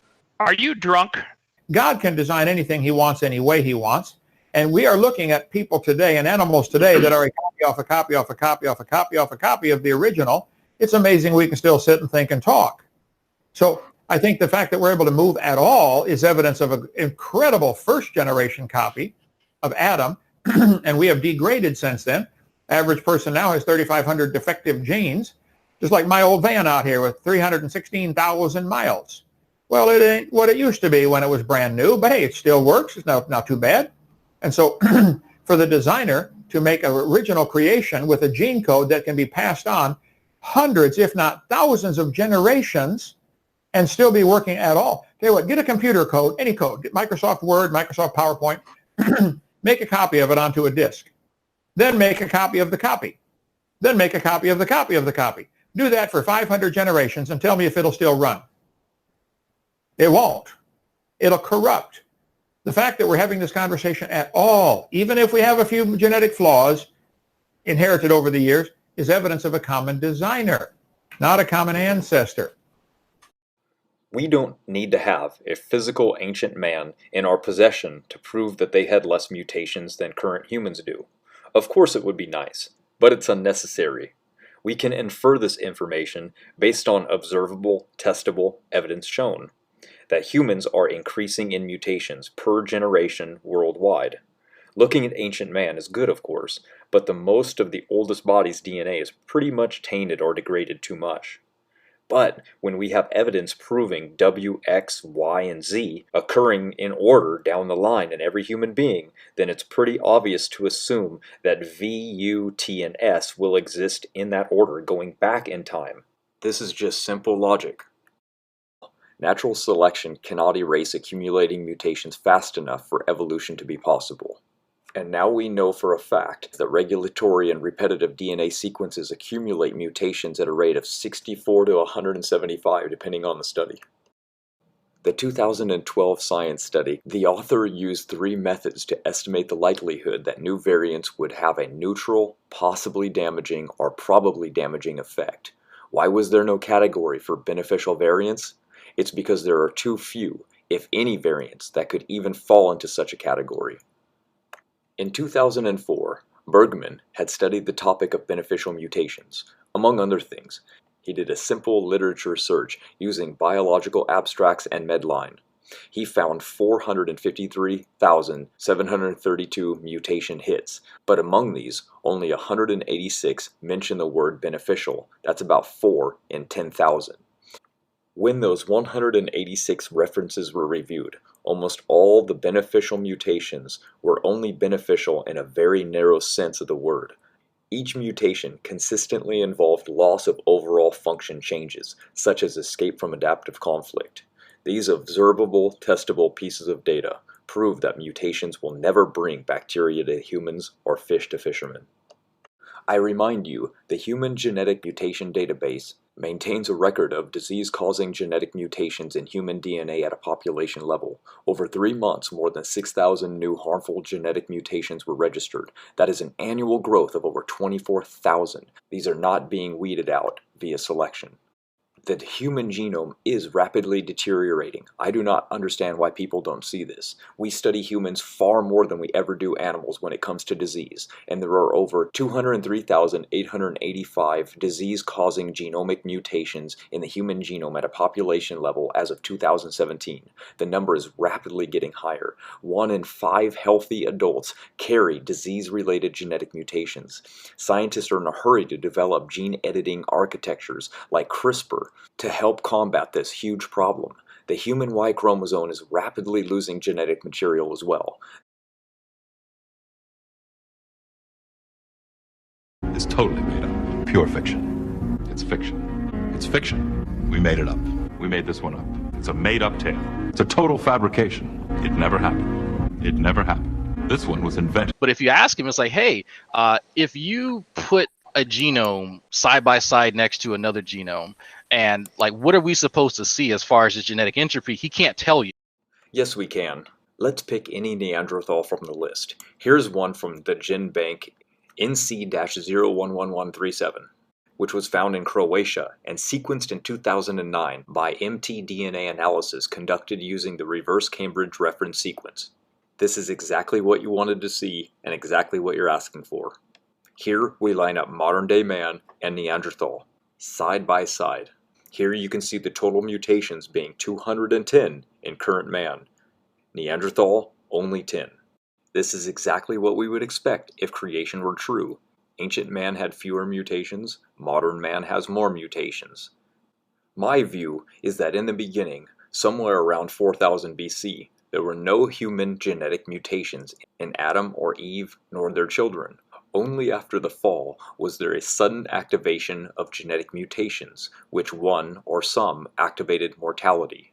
These mutations would affect the entire genome, but more certainly in the mitochondrial genome due to the close connection between mitochondria and lifespan. Now that we know genetics a lot better, we know that genes such as the sirtuins, the LOS1, the APOE, the F4, FOXO genes, all are directly linked to longevity. This genetic superiority of first man allowed extreme longevity. Something about the environment played a huge factor. After the flood, deleterious mutations rose much faster than before. The Bible and many other religious texts around the world are clear. Pre-flood man lived about 900 years, some of them. In order for this to be true, pre-flood man's physiology had to be superior than ours. Neanderthal had better bone structure, and their bones were thicker and stronger than ours. They had better muscle tone. Neanderthal have up to 50% more asymmetry, better occlusion, stronger teeth, and larger brain cavity. This makes a valid argument saying that Neanderthals were smarter than us because it's been linked that brain size and intelligence are correlated. We have now found evidence that Neanderthal DNA is 99.5% identical with present-day humans, and that Neanderthal DNA appears to fall inside the variation of present-day humans. Neanderthal had less hair on their backs than present-day humans do in theirs. This is due to a genetic marker, RS4849721. This marker is shared by Neanderthal and present-day humans.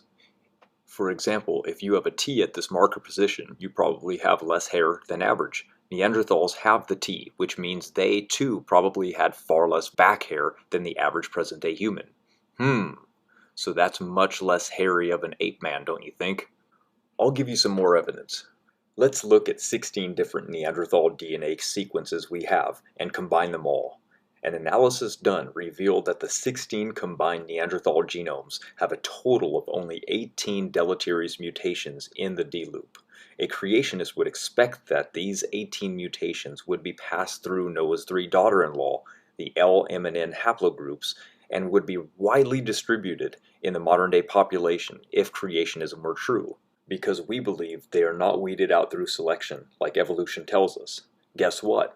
We find all of them but one, 16369A, who probably died in the flood and never passed it on. Do you see the problem now? Natural selection cannot erase accumulating mutations fast enough for evolution to be possible. And now we know for a fact that regulatory and repetitive DNA sequences accumulate mutations at a rate of 64 to 175 depending on the study. The 2012 science study, the author used 3 methods to estimate the likelihood that new variants would have a neutral, possibly damaging, or probably damaging effect. Why was there no category for beneficial variants? It's because there are too few, if any, variants that could even fall into such a category. In 2004, Bergman had studied the topic of beneficial mutations. Among other things, he did a simple literature search using biological abstracts and Medline. He found 453,732 mutation hits, but among these, only 186 mention the word beneficial. That's about 4 in 10,000. When those 186 references were reviewed, almost all the beneficial mutations were only beneficial in a very narrow sense of the word. Each mutation consistently involved loss of overall function changes, such as escape from adaptive conflict.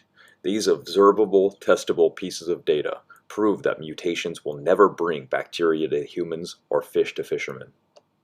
I remind you, the Human Genetic Mutation Database maintains a record of disease-causing genetic mutations in human DNA at a population level. Over 3 months, more than 6,000 new harmful genetic mutations were registered. That is an annual growth of over 24,000. These are not being weeded out via selection. The human genome is rapidly deteriorating. I do not understand why people don't see this. We study humans far more than we ever do animals when it comes to disease, and there are over 203,885 disease-causing genomic mutations in the human genome at a population level as of 2017. The number is rapidly getting higher. 1 in 5 healthy adults carry disease-related genetic mutations. Scientists are in a hurry to develop gene editing architectures like CRISPR to help combat this huge problem. The human Y chromosome is rapidly losing genetic material as well. The number of SNPs is correlated with loss of genes. For example, Icelanders have now lost 1,171 genes. There are over 20 million SNPs in their genome. So in conclusion, you can see that logic would dictate, since mutations are building up, you can look in the past and see that mutational load in our ancestors was much less than it is today. They had far better genetics because of this as well. Sorry, Drag. Looks like they made a monkey out of you.